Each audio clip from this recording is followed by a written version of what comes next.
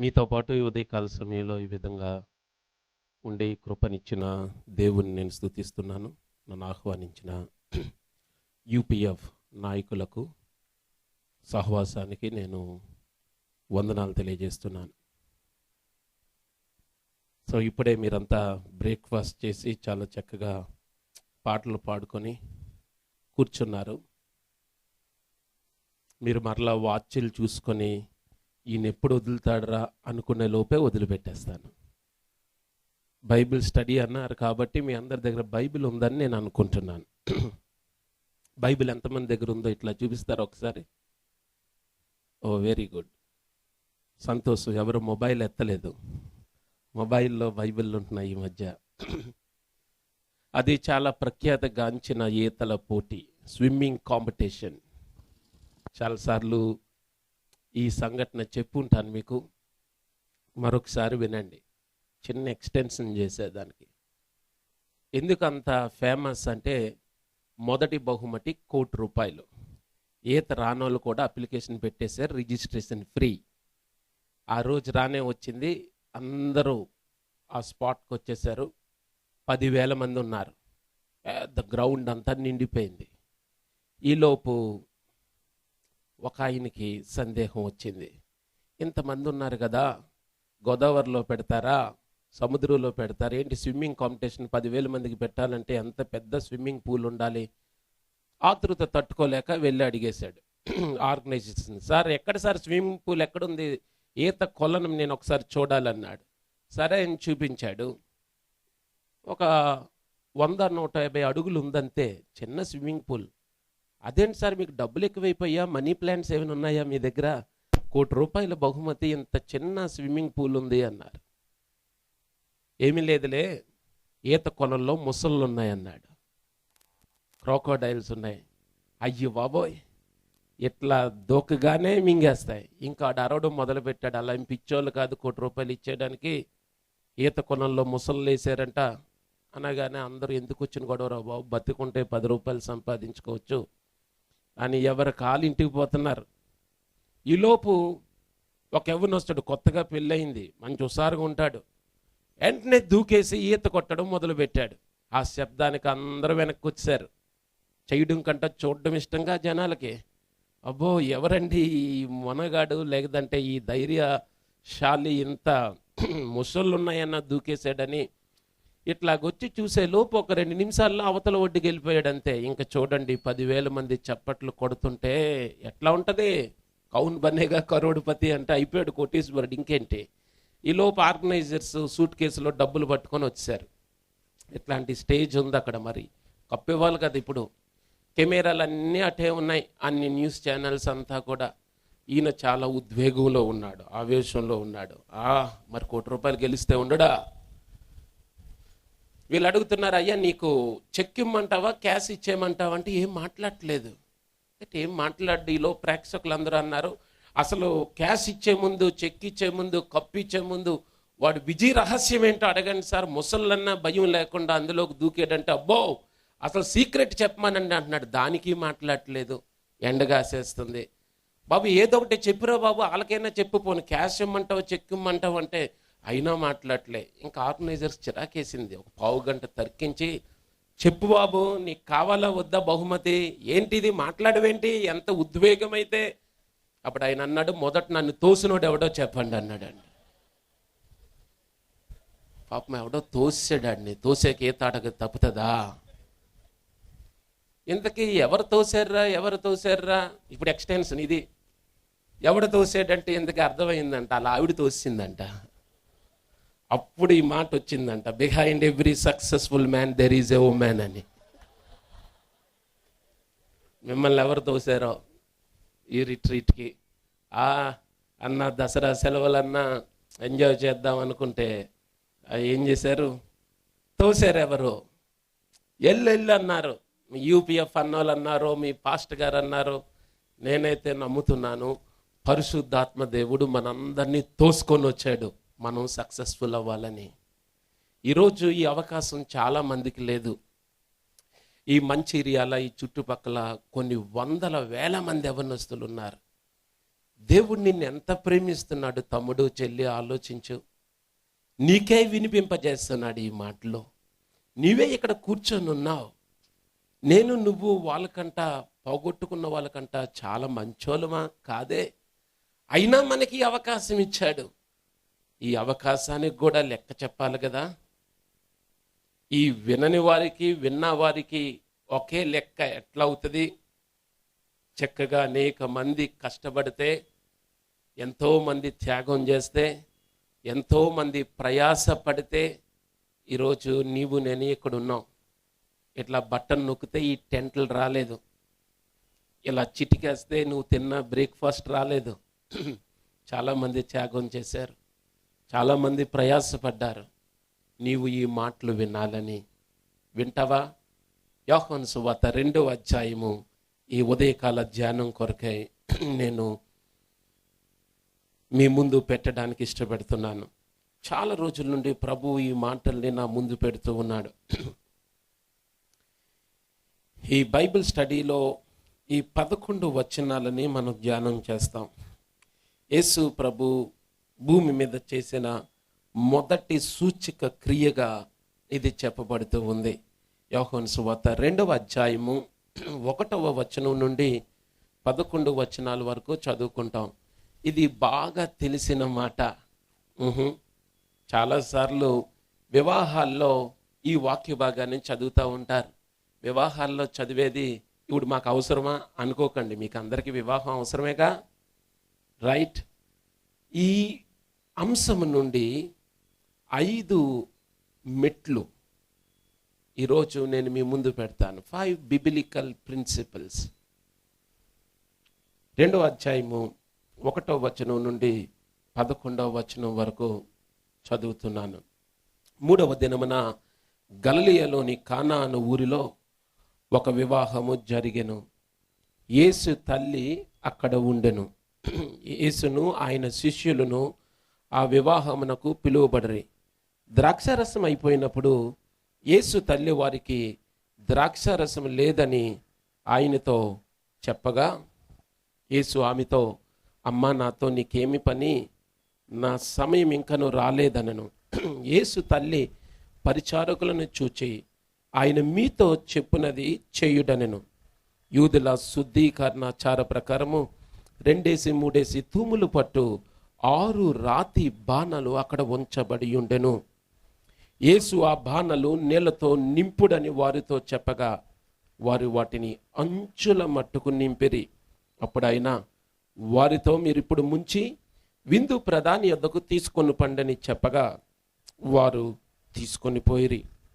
ఆ ద్రాక్షారసం ఎక్కడి నుండి వచ్చెనో ఆ నీళ్లు ముంచి తీసుకొని పోయిన పరిచారకులకే తెలిసినది కానీ విందు ప్రధానికి తెలియకపోయాను గనుక, ద్రాక్షారసమైన ఆ నీళ్లు రుచి చూచినప్పుడు ఆ విందు ప్రధాని పెండ్లు కుమార్ని పిలిచి, ప్రతి వాడును మొదట మంచి ద్రాక్షారసమును పోసి జనులు మత్తుగా ఉన్నప్పుడు జబ్బు రసం పోయిను.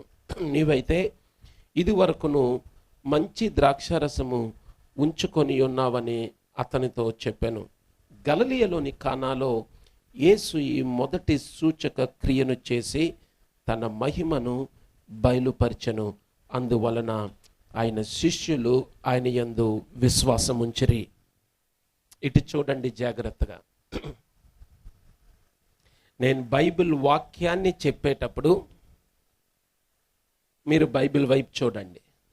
మిగతా అన్ని సమయాల్లో నేను ఎవరిని చూసినా వారు నా వైపు చూస్తూ ఉండాలి. ఇది రూల్ నెంబర్ 1. ఇంకో దీంతో కలిపి 3 ప్రసంగాలు ఉన్నాయి కాబట్టి మొదట్లోనే కండిషన్ చెప్తే మంచిది. ఎందుకు అంటే క్రైస్తవులకు ఒక ప్రత్యేకమైన వరం ఉంది. వాళ్ళు కళ్ళిప్పి నిద్రపోతారు. అదేటో అట్లా చూస్తుంటారు. కళ్ళు మూసుకొని నిద్రపోయినోడిని లేపచ్చు, కానీ కళ్ళిప్పి నిద్రపోయినోడిని ఎక్కడ లేపుతాం? అది ఎంత తెల్లారినా. కాబట్టి మిమ్మల్ని ఎవరిని చూసినా నా వైపు చూడాలి. అన్న చెప్పినాడుగా, నేను ప్రిన్సిపల్నని, ప్రొఫెసర్నని. కాబట్టి నేను ఎప్పుడు మీ వైపు చూసినా నా వైపు చూస్తూ ఉండాలి, రైట్? వివాహ సందేశం ఏమి నేను మీకు ఇవ్వను, కానీ ఈ వివాహ సన్నివేశంలో ఆ సందర్భంలో జరిగిన ఆ సీక్వెన్స్ ఆఫ్ ఈవెంట్స్ నుండి 5 విషయాల్ని నేను ఈరోజు మీతో పాటు ధ్యానం చేయడానికి ఇష్టపడుతున్నాను. మొదటిది 2వ వచనంలో ఆ మాట ఉంది, యేసు తల్లి అక్కడ ఉండెను, యేసును ఆయన శిష్యులను ఆ వివాహమునకు పిలువబడిరి. Jesus and his disciples had also been invited to the wedding. ప్రభువుని పిలిచారు, ఆయన ఆహ్వానించారు. యవనస్తులారా, మీకు సూటిగా అడుగుతున్నారు ఈరోజు ఉదయకాల సమయంలో, నీవు పుట్టిన దగ్గర నుండి క్రైస్తవుడు అవ్వచ్చు, నువ్వు ఇలాంటి రిట్రీట్స్కి చాలాసార్లు వచ్చి ఉండొచ్చు, ఈ రిట్రీట్లో ఇప్పటికే చాలా వాక్యాన్ని విని ఉండవచ్చు. ప్రభువుని నీ హృదయంలోనికి ఆహ్వానించావా? Have you ever invited Jesus into your heart? ఆయన్ని నువ్వు ఆహ్వానించకుండా ఆయన రాడు. ఆయన బ్రతిమలాడుతాడు కానీ బలవంతము చేయుడు. నీ జీవితములో, నీ హృదయములో ఆయన ఉన్నాడా? సూటిగా నువ్వు ఈ ప్రశ్నకి జవాబు చెప్పాలి. ఆయన చాలా మర్యాదస్తుడు, ప్రభువు చాలా మర్యాదస్తుడు. ఆయన బలత్కారంగా బలవంతంగా చొరబడడు. నువ్వు పిలిస్తే వస్తాడు.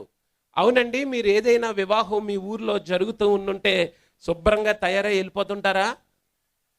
వెళ్ళరుగా. ఎప్పుడు వెళ్తారు? పిలిస్తే వెళ్తారు. కొంతమంది అంటారు, రేపు పెళ్ళి అంటే ఈరోజు ఇచ్చారండి, ఎందుకు వెళ్తావండి అంటారు. అంటే మమ్మల్ని అగౌరవపరిచారు అన్నట్లుగా వాళ్ళు బాధపడిపోతూ ఉంటారు. నేనంటాను, రేపు పెళ్ళి అయితే ఎల్లుండవలేదు కదా, కనీసం ముందు రోజు ఇచ్చారు కదా. అయినా అబ్బో ఏమండి, మా గౌరవం ఏమైపోవాలండి? పిలవడం ఇష్టం లేకపోతే మానేయచ్చు కదా, ఏదో పేరుకు పిలిచారండి. ఆహా, నిన్నే అంత గౌరవంగా పిలవాలా? ప్రభువుని ఆయన శిష్యుల్ని ఆహ్వానించారంట. Jesus and his disciples had also been invited to the wedding. ఈరోజు నీ జీవితంలో మొదటి మెట్టు ప్రభువుని నువ్వు ఆహ్వానించాలి. ఆయన నీ హృదయం అనే తలుపు నొద్ద కొట్టుచూ ఉన్నాడు, ద్వారాన్ని కొడుతూ ఉన్నాడు. Is knocking at your door. ఈ రిట్రీట్ ద్వారా ఇంకోసారి నీ తలుపుని ఆయన తట్టుచున్నాడు. నేను చెప్పాను, చాలా మందికి అవకాశం రాలేదు అని అంటా ఉన్నాడు. ఆర్టీసీ స్ట్రైక్ వలన చాలా మంది రాలేకపోయారు ఈ రిట్రీట్కి. ఇంకా మేము వస్తామనుకున్నవారు, కానీ ప్రభువు నిన్ను తీసుకొని వచ్చాడు. నీ హృదయం అనే తలుపును కొడుతూ ఉన్నాడు. అట్లా నీకు వినబడుతుందా? నీవు ఆ స్వరాన్ని గుర్తించగలుగుతున్నావా? గుర్తుపెట్టుకో, నీవు ఈ రిట్రీట్కి వచ్చావు కదా, దీనికి లెక్కేదో నువ్వు చెప్పాల్సి ఉంటుంది. నీకు వినబడుతుంది ఈ స్వరము. ప్రకటన 3వ అధ్యాయం 20వ వచనంలో ఈ మాట ఉంది, ఇదిగో నేను తలుపు నొద్ద నిలుచుండి తట్టుచున్నాను, ఎవడైనను నా స్వరము విని తలుపు తీసిన ఎడలా నేను అతని యొద్దకు వచ్చి అతనితో నేనును నాతో కూడా అతడును భోజనము చేయుదుము. Here I am, stand at the door and knock. నేను తలుపు కొడుతున్నాను, నీకు వినబట్టం లేదా? నేను తలుపు కొడుతూ ఉంటే. విలియం హాల్మన్ హంట్ అన్న ఆయన గురించి మీరు వినాలి. ఎందుకంటే ఆయన ఒక అద్భుతమైన చిత్రపటాన్ని చిత్రీకరించాడు. తన చేతితో ఆ చిత్రపటాన్ని డ్రా చేశాడు. ఆయన గురించి చెప్పబడిన మాట, 21 సంవత్సరాల వయసులో మొదలుపెట్టి 29 సంవత్సరాలకి ముగించాడంట. ఆయన మొట్టమొదటిసారి ఆ చిత్రపటాన్ని గీస్తూ ఉన్నప్పుడు లేదా డ్రా చేస్తూ చిత్రీకరిస్తూ ఉన్నప్పుడు, ఏంటి ఆ చిత్రం అంటే, మీలో చాలామంది చూసుండి ఉంటారు. యేసు ప్రభు ఒక లాంతర్ పట్టుకొని ఆ తలుపు బయట అట్లా తడుతూ ఉంటాడు. మీరు ఎప్పుడైనా ఆ చిత్రాన్ని చూసారా? ఆ చిత్రపటాన్ని క్యాలెండర్స్లో లేదా వాల్ పోస్ట్స్లో, వాల్ టెక్స్ట్లో చూసుంటారు. ఈ వాక్యం ఉంటుంది అక్కడ, ఇదిగో నేను తలుపు నొద్ద నిలుచుండి తట్టుచున్నాను. ఆ పిక్చర్ని విలియం హాల్మన్ హంట్ డ్రా చేశాడు. ఆయన గురుండి ఈ సన్నివేశాన్ని చెప్తూ ఉంటారు. బ్రిటన్లో జరిగిన ఆ కాంపిటీషన్లో ఈ మాటనే ఇచ్చారు, ప్రకటన 3:20 ఆ మాటను అనుసరించి ఒక చిత్రపటాన్ని మీరు చిత్రీకరించాలి. ఎవరు బాగా చిత్రీకరిస్తే, ఎవరు బాగా గీస్తే ఆ బొమ్మని మేము వారికి మొదటి బహుమతి ఇస్తాం. విలియం హాల్మన్ హంట్కే మొదటి బహుమతి వచ్చింది. 3 ఎడ్యుకేటర్స్ అక్కడ ఉన్నారంట. మొదట ఆయన 10కి 10 మార్కులు వేశాడు, అంత బాగా డ్రా చేశాడు కదా. రెండో ఆయన కూడా 10కి 10 మార్కులు వేశాడు. మూడో ఆయన 10కి 7 మార్కులు వేశాడు. సరే 27 మార్కులు వచ్చినా 30కి ఆయనకే మొదటి బహుమతి వచ్చింది. కానీ మిగిలిన ఇద్దరిలో ఒకటే సంఘర్షణ లోపల. అంత అద్భుతంగా ఉంది కదా ఆ చిత్రపటం, ఇంకెంత బాగా దాన్ని చిత్రీకరించాలని ఆశపడుతున్నాడు ఈయన. 7 మార్కులే వేసాడే, మన ఇద్దరం 10కి 10 వేసాం కదా అని ఆయన్నే ప్రశ్నించారు. ఏమండి, ఆ చిత్రపటంలో మీకు లేదా ఆ ఆర్ట్లో మీకున్న లోపం ఏమి కనిపించింది? అంత బాగుంది కదా. ఈయన అన్నాడు, మీకు బుద్ధి ఉందా అసలు? ఎలాగ 10కి 10 వేస్తారు? సరే, ఆ డోర్ చాలా బాగుంది, ఆ డిజైన్ చాలా బాగుంది, కానీ మీరు చూసారా ఆ తలుపుకి గొల్లెం పెట్టడం మర్చిపోయాడు. వీళ్ళిద్దరు తూచ్ అనుకున్నారు. అర్రర్రర్రే, ఎంత పర్ఫెక్ట్ అయిపోయింది, ఇప్పుడు అడుగు ప్రైజ్ ఇచ్చేసాము ఆల్రెడీ. నిజమే కదా, తలుపు అన్నాక ఏముండాలి? గెడ ఉండాలి కదా, గొల్లెం ఉండాలి కదా. పిలిచారు, విలియం హాల్మన్ హంట్, ఇలా రా నువ్వు అర్జెంటుగా. ఏమయ్యా నీకు బుద్ధి ఉందయ్యా, నువ్వు అంత బాగా ఈ చిత్రపటాన్ని నువ్వు గీసినావు, అయితే నువ్వు గొల్లెం పెట్టడం మర్చిపోయావు. సరేలే, ప్రైజ్ తీసుకోం కానీ వెనక్కి నీ తప్పు నువ్వు తెలుసుకో అన్నారు. విలియం హాల్మన్ హంట్ అన్నాడు, అయ్యా మీకు ఒక మాట చెప్పాలి, మీరు ఇచ్చిన ముఖ్య మూల వాక్యం ఉంది చూసారా, అది మరలా ఒకసారి చదవండి. ఏముంది అక్కడ? ఇదిగో నేను తలుపు నొద్ద నిలుచుండి తట్టుచున్నాను, ఎవడైనా నా స్వరం విని తలుపు తీసిన ఎడల, తలుపు లోపల నుండి తీయాలి సార్, బయట నుండి తీయడానికి అవ్వదు. హృదయం అన్న తలుపుకి గొల్లెం లోపలే ఉంటుంది, బయట ఉండదు. ఈరోజు నీ హృదయం అన్న తలుపు నొద్ద ఆయన నిలుచుండి తట్టుచున్నాడు. నీకేమైనా వినబడుతుందా? ఆయన తలుపు తోసుకొని రాడు, గొల్లెం లోపలుంది. ఆ ఫ్రీ విల్ నీకు ఇచ్చాడు, అందుకే నువ్వు లెక్క చెప్పాలి. ఆయన మనల్ని తోలు బొమ్మలాగా చేయలేదు, ఆయన స్వరూపంలో చేసినాడు, ఆయన పోలికలో చేసినాడు, ఆయనకున్న ఫ్రీ విల్ ఇచ్చినాడు. నువ్వేమి కావాలంటే ఎంపిక చేయొచ్చు. ఈరోజు ఆయన తలుపు తట్టుచూ ఉన్నాడు, నీకు వినబడుతుందా? నీవు ఆయన స్వరాన్ని వినగలుగుతూ ఉన్నావా? యోహాను సువార్త 10:27 ప్రభు అంటున్నాడు, నా గొర్రెలు నా స్వరము వినును. My sheep listen to my voice. నీకు వినబడుతుందా ఎక్కడి నుండి మాట్లాడుతున్నా ఈ స్వరము?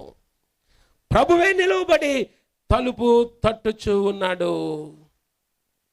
గొర్రెలను పేరు పెట్టి పిలిచి, వినండి వినండి, ఇటు చూడండి ఒకసారి, జాగ్రత్తగా వినండి ఈ మాట. తలుపు తడుతూ ఉంటే ఇలా శబ్దం ఒకటే వినబడాలి కదా, కానీ నా స్వరము విని అంటున్నాడు ఆయన. అంటే తలుపు తట్టు ఊరుకోటూలే, నీ పేరు పెట్టి పిలుస్తూ ఉన్నాడు. అమ్మా నేను. వినబడుతుందా? నేను కొన్నిసార్లు మీటింగ్స్కి పోయి అర్ధరాత్రి వస్తుంటా, రాత్రి 1 గంటకి 2కి వచ్చి తలుపు కొడతాను, కాలింగ్ బెల్. నా భార్య తాళం పట్టుకొని వస్తుంది, ఒక్కసారి క్రాస్ చెక్ చేస్తుంది ఎంతకన్నా మంచిదని, ఎవరు అని. నేను అంటాను నేనే అంటాను, అంతే. ఆమె వెంటనే తలుపు తీస్తుంది. ఎందుకు తలుపు తీస్తుంది? నా స్వరం 12 సంవత్సరాల నుండి వింటుంది. నేను బయట ఉండి నేనే, మన ఇద్దరికి సెప్టెంబర్ 8, 2007 పెళ్ళి అయింది, దాని తర్వాత మన ఇద్దరు ప్రమాణాలు చేసుకున్నాం, నేను సో అంత వివరణ ఇవ్వను, నేనే అంటానంతే. ఆ ఒక్క పదం చాలు. నా గొర్రెలు నా స్వరము వినును. నీకు వినబడుతుంది, ఆయన తలుపు కొడుతూనే ఉన్నాడు. ఎప్పటి నుండి తలుపు కొడుతున్నాడు ఆయన నీకు? ఇంకా తలుపు మూసుకొని ఉన్నావా? ఇంకా తెరవలేదా? విలియం హాల్మన్ హంట్ చిత్రీకరించిన చిత్రపటం తలుపు బయట కొన్ని చెత్త చెత్త మొక్కలు వచ్చి ఉన్నాయి. ఆయన దానికి వివరణ ఇస్తాడు. ఆ తలుపు ఇంకా తీయబడలేదు, అందుకే పొదలొచ్చేసినాయి బయట. నువ్వు బయటకు వింటున్నావు ఈ మాటల్ని, కానీ ఈ స్వరాన్ని వింటున్నావా? ఈ స్వరం నీకు వినబడుతుందా? యవనస్తుడా, మరొకసారి ప్రభు నిన్ను ప్రేమించి చెప్తున్నాడు, నీవు తిరిగి జన్మించావా? నువ్వు మారు మనసు పొందావా? నీ హృదయాన్ని ప్రభువుకి ఇచ్చావా? మా తల్లిదండ్రులు నేను మారు మనసు పొందాలని ఎంతో ప్రయాసపడేవారు. నేను భక్తి కలిగిన కుటుంబంలో పుట్టాను. నేను చాలా క్రమంగా పెంచారు నన్ను. నా జీవితంలో ఇప్పటి వరకు నేను ఒక సినిమా కూడా చూడలేదు. సినిమా హాల్ ఎలాగుంటుందో నాకు తెలియదు ఇప్పటికీ కూడా. ఆ డిసిప్లైన్ ఉండేది ఇంట్లో. కానీ నాకు తెలుసు నేను చెడిపోతున్నానని, నా హృదయం చెడిపోతుందని, నా హృదయం అన్నిటికంటే మోసకరమైందని నాకు పూర్తిగా అర్థం కాలేదు. అది ఘోరమైన వ్యాధి కలిగిందని. నా వయసు పెరుగుతున్నప్పుడుగా నా హృదయంలో పాపము పెరుగుతూ ఉంది. నేను 7వ తరగతికి వచ్చినప్పటికీ మా నాన్నగారు పిలిచి నాతో ఒక మాట అన్నాడు, నువ్వు మారు మనసు పొందుతావా, నన్ను సేవ చేయడం మానేమంటావా అన్నాడు. ఇదేంటి, ఇంకా నేను 7వ క్లాస్ కదా చదువుతున్నాను, ఇదేం గొడవరా బాబు ఇంత అనుకునేవాడిని. ఏంటిది, ఈయన సేవకి నాకు లింక్ ఏంటి? కానీ వాళ్ళు చాలా ప్రయాసపడేవారు. ఇలాగ మీకులాగా రిట్రీట్స్కి నన్ను 7వ తరగతిలో 8వ తరగతిలో హైదరాబాద్ పంపించేవారు. Layman evangelical fellowship for children retreats పెడితే ఎంతో ప్రార్థన చేసి అక్కడికి పంపేవారు. ఆ రిట్రీట్ అంతా బాగా విన్నట్లుగా వినేవాడిని. కానీ తినడానికి వెళ్ళి స్నేహితులతో కూడి జోకులు వేసుకొని మరలా ఇంటికి వచ్చేసేవాడిని అంతే. అయ్యో, మా తల్లిదండ్రులు అనుకునేవారు వీడు కొంచెమైనా మారుతాడేమో. మార్పు లేదు. మమ్మల్ని యవనస్తుల మీటింగ్ పంపించి మా అమ్మ ఇంట్లో ఏడుస్తా ప్రార్థన చేసేది. నాకు ఒక అక్క, ఒక చెల్లి. ఎప్పుడు వదులుతాడరా బాబు ఈ యూత్ మీటింగ్ అనుకునేవాడిని నేను, మీలో కొంతమంది లాగా. అయిపోయిన వెంటనే ఇంటికి పరిగెట్టేసేవాడిని. తలుపు కొడితే అమ్మ తలుపు తీసేది కాదు, కిటికీతో చూసేవాడిని ఏం చేస్తుందని. ఏడుస్తూ ఉండేది, ప్రభువా నా బిడ్డను రక్షించు ప్రభువా అని. ఏంటి వీళ్ళ గోల అనుకునేవాడిని నేను. ఏంటి వీళ్ళకి అర్థం కాదు, నాకే బాగానే ఉన్నానుగా, చర్చులు అన్నీ చేస్తాను నేను, పాటలు పాడతాం, మ్యూజిక్ వాయిస్తాను నేను. స్కిట్స్ వేయాలంటే మరి మనమే టాపు. స్కిట్లకు ఆస్కార్ అవార్డులు ఇవ్వరు కానీ, లేకపోతే వచ్చిన ఏదోటి అంత బాగా నవ్వించగలం జనాల్ని. మాటకారితనం ఉంది, అన్ని పనులు చేస్తాం. మారు మనసుకి ఏముంది, మేము ఇంకా స్కూలింగ్ కదా, ఇంకా ఇంటర్మీడియట్కి వస్తున్నాం, అప్పుడే మారు మనసు ఏంటి, పొందేద్దాంలే. 7వ తరగతి నుండి అనుకునేవాడిని ఇదే ఆఖరి సమ్మరు, వచ్చే సమ్మర్ కల్లా మారు మనసు పొందేద్దామని. ఎందుకు? భయం లోపల. వాక్యం వింటున్నాం కదా, ఇలాగా నరకం ఉందని తెలుసు, పరలోకం ఉందని తెలుసు, చచ్చిపోతే డోకా లేకుండా నరకానికి వెళ్ళిపోతామని తెలుసు. కాబట్టి భయం. పడుకున్నప్పుడల్లా భయం వేసేది, ప్రభు ఒక్కసారికి క్షమించి మరి పరలోకం తీసుకెళ్ళిపోలే ఈసారికి అని పడుకుండేవాడిని. మీకు తెలుసా, చాలాసార్లు నాకు కల్లో 2వ రాకడ వచ్చేసేది. ప్రతి 2వ రాకట్లో నేను కింద ఉండిపోయేవాడిని. నేను ఎప్పుడు వెళ్ళేవాడిని కాదు. విపరీతమైన టెన్షన్ వచ్చేసేది. అబ్బా అబ్బా ఇది కళ అయినా బాగుండని కల్లో అనుకుండేవాడిని. కష్టపడి బలవంతంగా కళ్ళిప్పి అమ్మయ్య కళే, అమ్మో కలో కాదో చూసుకుందామని మా డాడీ ఉన్నాడో లేదో చూసుకుండేవాడిని. ఆయన ఉండేవాడు, అమ్మయ్య ఆయన ఉన్నాడంటే రాకడ కాదులే, ఎందుకంటే నాకు అంత నమ్మకం ఆయన మాత్రం వెళ్తాడని. ఆయన ఇంకా ఉన్నాడు. ఎన్నిసార్లు వచ్చేది నాకు ఆ కళ. లోపల భయం పెరిగిపోతూ ఉండేది. అయ్యో నువ్వు నరకానికి వెళ్ళిపోతావు, నీకు తెలుసు నరకం ఒకటి ఉందని, నిత్య జీవాన్ని గురించి నీకు తెలుసు కదా, నువ్వు మారు మనసు పొందాలని తెలుసు.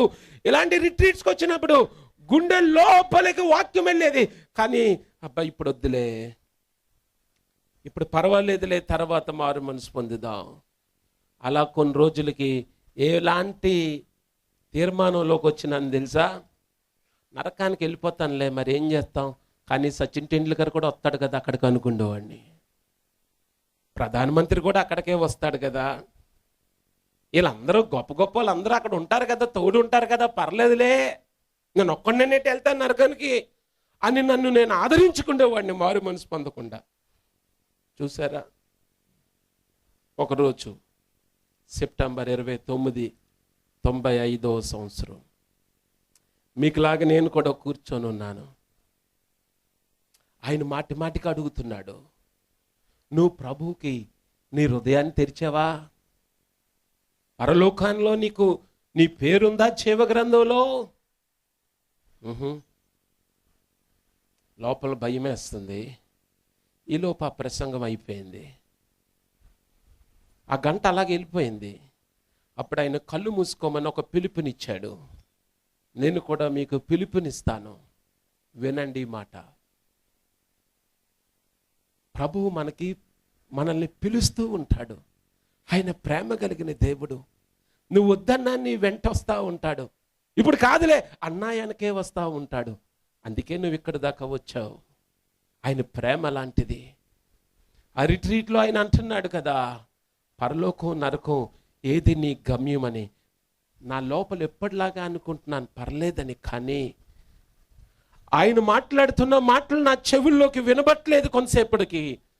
కానీ నా హృదయ అంతరాత్మతో పరిశుద్ధాత్మ దేవుడు మాట్లాడుతున్నాడు. ఏమన్నో తెలుసా? నరకానికి అనేక మంది వెళ్తారు.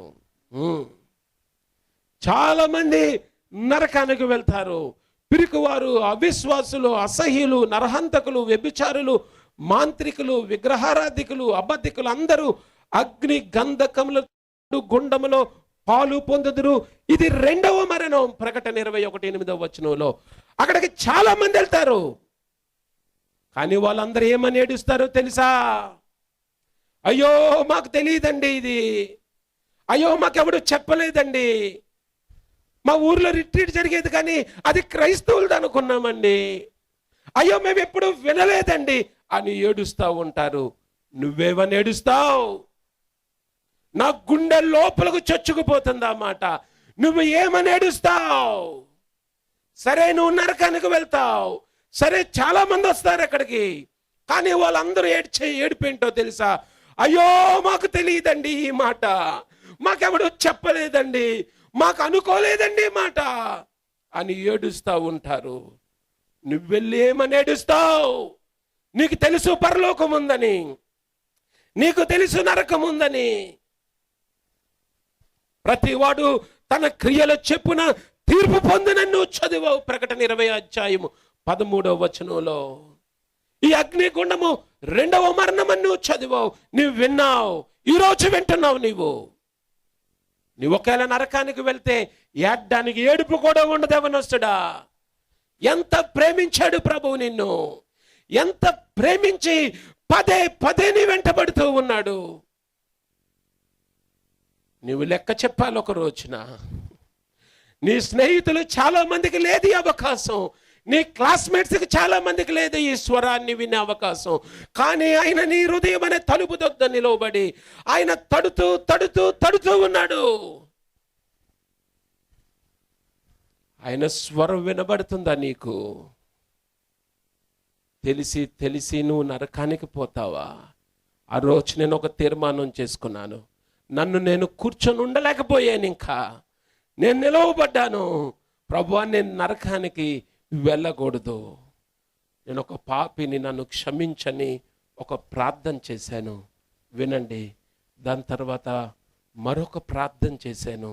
ఆ ప్రార్థన ఈ రోజుకి నేటికి నేను చేస్తాను. ఆ ప్రార్థన అదేంటో తెలుసా? ప్రభువా, ఇప్పుడైనా నీకు దూరంగా వెళ్ళిపోతుంటే నా కాలో చెయ్యో తీసే, తప్ప నేను నరకానికి వెళ్ళకూడదు. అది యాతన స్థలం. యవ్వనస్తుడా, అది భయంకరమైన యాతన స్థలం. ఈ మాత్రం కూర్చొని ఇక్కడ ఉండి కొంచెం గాలి ఇట్లేదనే అంత ఇన్కన్వీనియంట్గా ఫీల్ అయిపోతున్నాం కదా మనం. అది ఎంత భయంకరమైన చోటో తెలుసా? యేసు ప్రభు నోటుతో లూకాసు 16 ఆ ధనవంతుడి గురించి చెప్పాడు. ఆ ధనవంతుడు దేని గురించి ఏడ్చాడో తెలుసా? ఎంతో సుఖంగా జీవించాడు ఈ లోకంలో. కానీ అక్కడ ఏమని అడుగుతున్నాడో తెలుసా? తండ్రివైన అబ్రహామా, నేను చాలా యాతన పడుతున్నాను. ఇదిగో ఆ వేలు కొనని నీటిలో ముంచి నా నాలుకని చల్లార్చవా? జాగ్రత్తగా వినండి. ఎంత నీరు లేని చోటునైనా నీవు నీరు అవసరమైనప్పుడు కనీసం ఒక గ్లాసుడి నీరు తాగడం మనకు తెలుసు. ఎప్పుడైనా ఒక చుక్క నీరు తాగావా? అట్లా నీటిలో అలా ముంచి ఎప్పుడైనా నాలుక మీద వేసుకునే పరిస్థితి వచ్చిందా?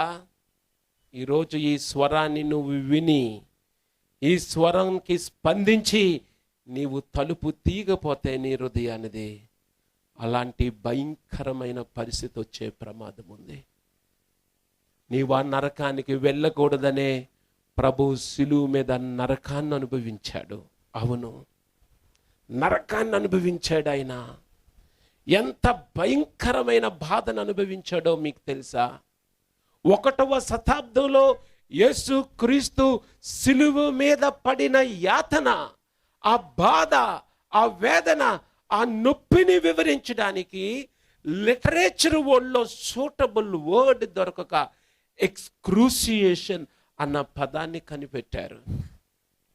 2010వ సంవత్సరంలో విలియం లేన్ క్రెయిగ్ అన్న ప్రపంచ ప్రఖ్యాత ఫిలాసఫర్ వచ్చాడు. మా యూనివర్సిటీలో నేనే ఆయన్ని హోస్ట్ చేశాను, ఆయనతో సెమినార్స్ చేశాను. ఆయన పుస్తకంలో చదివాను మొదటి మాట. ఏమన్నా తెలుసా? ఎంతో మంది పండితులు, రచయితలు ప్రభువు శిలువను వివరించడానికి వాళ్ళకు ఒక పదం దొరకలేదంటండి. అందుకే ఎక్స్క్రూసియేషన్ అన్న పదాన్ని కనిపెట్టారు. ఈ మధ్య ఎక్కడో ఏదో చదువుతా ఆ పారాగ్రాఫ్లో ఎక్స్క్రూసియేటింగ్లీ పెయిన్ఫుల్ అని ఉంది. ఎక్స్క్రూసియేటింగ్లీ అన్న ఆ యాడ్జెక్టివ్ని తీసుకొని ఈ ఎక్స్క్రూసియేషన్ అన్న ఈ వర్డ్, ఈ టర్మ్ ప్రభువు శిలువను వివరించడానికి కనిపెట్టవలసి వచ్చింది. ఎక్స్క్రూసియేషన్ అంటే the pain that comes out of cross and cross alone. కేవలము శిలువ ద్వారా వచ్చే నొప్పి, బాధ, వేదన. ఒక్కొక్క దెబ్బ వీపున కొరడాలతో గుచ్చబడుతూ, గాయపరచబడుతూ ఉంటే ఆయన కళ్ళల్లో ఎవరు కనిపించుంటారు? చూడుము, నా అరచేతిలో నిన్ను చెక్కుకున్నాను, ఇట్లా చూస్తే నీవే కనిపిస్తావు. నా పోలికలో సృష్టించుకున్న నా బిడ్డ ఆ నరకానికి వెళ్ళకూడదు, నేను ఈ నరకాన్ని అనుభవించినా పర్వాలేదు అనుకున్నాడు. ఆయన స్వరాన్ని నువ్వు వింటున్నావా? మొదటి మెట్టు ఇది. నేను 2వ మెట్టుకి వెళ్ళే ముందు నిన్ను మరలా సూటిగా అడుగుతున్నాను, ఆయన స్వరం నీకు వినబడుతుందా? నీ తలుపుని తెరుస్తావా ఈ రోజుకైనా? ఆయన ప్రేమ కలిగిన స్వరంతో నీ పేరు పెట్టి పిలుస్తున్నాడు ఆయన. ఈరోజు నువ్వు ఆ స్వరాన్ని వినకపోతే, లోబడకపోతే రేపు నీవే లెక్క చెప్పాలి. జాన్ వెస్లీ అన్న భక్తుణ్ణి ఒక ఆయన అడిగాడు, అయ్యా నీవెప్పుడు ప్రసంగం చెప్పినా నీవు తిరిగి జన్మించావా, నీవు తిరిగి జన్మించావా, నీవు తిరిగి జన్మించావా అని అడుగుతా ఉంటావు, ఎందుకయ్యా అన్నాడు. జాన్ వెస్లీ అన్న భక్తుడు అన్నాడు, నీవు తిరిగి జన్మించాలని. ఎందుకు చెప్తాడు పదే పదే ప్రభు ఆ మాటని? నీవు తిరిగి జన్మించాలని. సరే, మీలో చాలామంది ప్రభువుని మీ హృదయాల్లోకి ఇప్పటికీ ఆహ్వానించుంటారు. ఏదో రిట్రీట్లో తప్పకుండా మారు మనసు పొందుండవచ్చు, లేదా ఈ రిట్రీట్లో నేను చివరిలో మీకు ఇచ్చే ఆహ్వానానికి స్పందించి మీరు ప్రభువుకి మీ హృదయాన్ని తెరవచ్చు. అయితే నువ్వు అనుకోవచ్చు, ప్రభువుని నా హృదయంలోనికి ఆహ్వానించిన ఇంకా నాకు లోటులున్నాయేంటి, నా జీవితం ఇంకా మార్పు లేకుండా ఉందే, సమస్యలతోనే ఉందే, ఇంకా నేను అనుకున్నది ఏమీ జరగటం లేదే, యేసు ప్రభువుని హృదయంలోకి అంగీకరించిన తర్వాత ఇంకా ఏ లోటు ఉండదా అంటే కొంచెం మనం వాక్యాన్ని ధ్యానించాలి. మరలా యోహాను సువార్త 2వ అధ్యాయము 3వ వచనం దగ్గరికి వస్తున్నాం. యోహాను సువార్త 2వ అధ్యాయము 3వ వచనంలో ఈ మాట రాయబడింది. ద్రాక్ష రసము అయిపోయినప్పుడు ఇటు చూడండి, యేసు ప్రభువుని ఆ ఇంటికి ఆహ్వానించారు, యేసు ప్రభువుని ఆ వివాహానికి ఆహ్వానించారు. అయినా ద్రాక్ష రసం అయిపోయింది. యేసు ప్రభు ఉన్న దగ్గర కూడా లోటు కనిపిస్తుంది. అవును, కనిపించవచ్చు. యేసు ప్రభు ఉన్న నావలో ఏమైంది? మార్కు వార్త 4వ అధ్యాయంలో ఉంది, ఆయన తలగడ మీద నిద్రించుచున్నాడంట. ఈలోపు ఆయన వెళ్తున్న నావ మీదకి ఏమొచ్చింది? పెద్ద తుఫాను వచ్చింది. ఇదేంటండి, యేసు ప్రభు ఉన్న తుఫాను వస్తుందా? వస్తుంది. ఆయన శిష్యులు అంటున్నారు, బోధకుడా, ఆయన లేపేశారు అర్జెంటుగా. మేము నశించిపోవచ్చున్నాము, నీకు చింత లేదా? ఇటు చూడండి ఒకసారి. ఈ మాట చాలా విచిత్రంగా ఉందండి. ఓడలో శిష్యులు ఉన్నారు, శిష్యులతో పాటు ఎవరున్నారు? యేసు ప్రభు కూడా ఉన్నాడు. వీళ్ళందరూ మెలకుగా ఉన్నారు, ఆయన నిద్రపోతున్నాడు. యేసు ప్రభు శిష్యుల్లో పేతురు, యాకోబు, యోహాను వీళ్ళంతా ఏ వృత్తి కలిగిన వాళ్ళు? ఈతగాళ్ళు, చేపలు పట్టేవాళ్ళు, గజేతగాళ్ళు. మునిగిపోతే నిద్రపోయినాడు మొదట మునిగిపోతాడు. వడ్రంగ పని చేసి ఆయనకి ఈతొచ్చో రాదో నాకు తెలియదు, కానీ వీళ్ళకి ఈతొచ్చు. మనందరం మునిగిపోతున్నాం అనొచ్చు కదా, అనట్లేదు. ఏమంటున్నారు? మేము మునిగిపోతున్నాం, నీకు చింత లేదా? చాలాసార్లు ఈ ప్రశ్న వస్తుంది. ఏంటి ఇట్లా అవుతుంటే దేవుడు ఏం చేస్తున్నాడు? నేను ఆయన్ని అంగీకరించాను కదా, నేను ప్రార్థన చేస్తున్నాను కదా. వినండి, ఇక్కడ కూడా 4వ వచనంలో యేసు ప్రభు తల్లొచ్చి చెప్పేసింది ఆయనకి, ద్రాక్షరసం అయిపోయింది, పరువంతా పోతుందని. ఇలాగ వినండి, ఇటు చూడండి ఒకసారి. మనలో చాలామందికి ఇది పెద్ద అర్థం కాదు.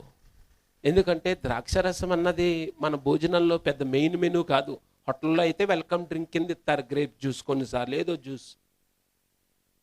కానీ ఇశ్రాయేలీల దేశంలో, యూదుల ఆచరణలో వివాహం అనగానే చాలా ప్రాముఖ్యమైన మెను ఈ ద్రాక్షరసం. చూడండి, మన పెళ్ళిళ్ళు అవుతాయి, క్రైస్తవ వివాహాల్లో ఇంపార్టెంట్ మెను ఏంటి చెప్పండి? బిర్యానీ, చికెను. పెళ్ళి బాగా జరిగిందా అంటే దేని బట్టి చెప్తాం? భోజనాలు బాగుంటే బాగా జరిగినట్లు. ప్రసంగం బాగా చెప్తే మాకు అనవసరం. పెళ్లి కొడుకు పెళ్లి కూతురు ఏం మాట్లాడుకున్నారో, ఏం ప్రమాణాలు చేసుకున్నారో మనకు అనవసరం. ముక్కలు బాగా వేసారా ఏంటి, అంతే కదా. చికెన్ లేని పెళ్ళి ఎప్పుడైనా మీరు చూసారా? మన పెళ్ళిళ్ళలో అమ్మో ఏమి లేకపోయినా చికెన్ కానీ లేదా. మీరు ఊహించండి, మొదట 50 మంది తినగానే ఇంకా 500 మంది ఉన్నారు. ఏంటి చికెన్ అయిపోయిందంటే ప్లేట్లు ఇసిరేసిపోతారు, కట్నాలు కూడా ఇరు. పిలిచి చికెన్ అయ్యరయ్యా, ఈ మాత్రం దానికి పెళ్లి చేయాలయ్యా మీరు? ఇటు దీనికైనా మమ్మల్ని పిలిచింది? ఎంత కోపం వచ్చేద్దో ముక్క తక్కువ పడితే క్రైస్తవులకి. చికెన్ గున్యా వచ్చిన జంకర మనోలు, చికెనే జంకాలు తప్ప. కాంప్రమైజ్ అవర్ ఎక్కడ? చికెన్ అంత ఇంపార్టెంట్ మెను. వినండి, యూదులకి చికెన్ కంటే ఇంపార్టెంట్ మెను ద్రాక్షరసం. పరువంతా పోద్దు. ఇప్పుడు అందరూ చీకొట్టి వెళ్ళిపోతారు.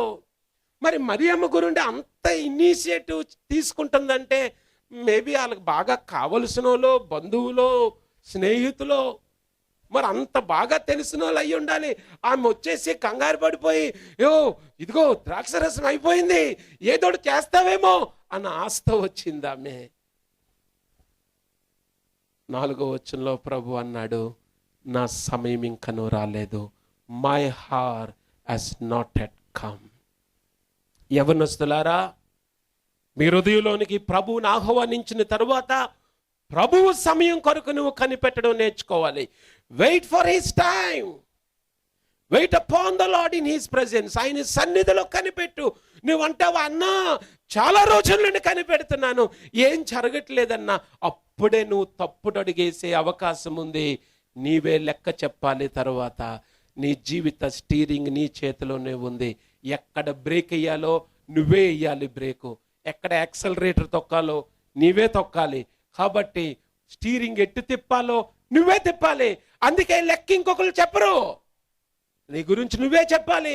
ఆగానని ఎంతకైనా ఆగాను, అందుకే ముందుకెళ్ళిపోయినంటే దానికి జవాబు నీవే చెప్పాలి. Friends, I tell you, waiting is never wasting. నువ్వు అనుకుంటావు, అయ్యో ఇంకెప్పుడు అని.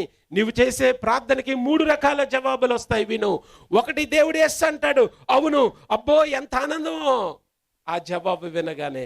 2వసారి దేవుడు అంటాడు, నో అంటాడు, కొంచెం బాధ అయినా పర్లేదు, ఏదో ఒకటి చెప్పేశాడు. 3వది వెయిట్ అంటాడు. ఎస్ చెప్పడు, నో చెప్పడు, వెయిట్ అంటాడు. ఎంతకాలం వెయిట్? నా సమయం వచ్చిందాకా వెయిట్. నేను నా సమయంలో స్పందిస్తాను. అందుకే నేను ఈ మాట రాసుకున్నాను, God weights but he never delays. దేవుడు ఆగుతాడు కానీ ఆలస్యం చేయడు. తమ్ముడు, చెల్లి, ఈ మాట మరలా విను. అనేక మంది యవనస్తుల జీవితాలలో ఈ వెయిటింగ్ పీరియడ్ దగ్గరే మీరు తప్పిపోతూ ఉన్నారు. అవును, మారు మనసు పొందావు నీవు, అవును బాప్తిజ సాక్ష్యం కూడా ఇచ్చావు, అవును చాలా యాక్టివ్గా ఉన్నావు సేవలో, ఏమైంది అన్న? ఆగేనన్నా, కానీ మరి ఇంకా ఒక అడిగేశాను. అక్కడే పతనం మొదలయ్యింది. దేవుడు తగిన సమయమందు అన్నాడు.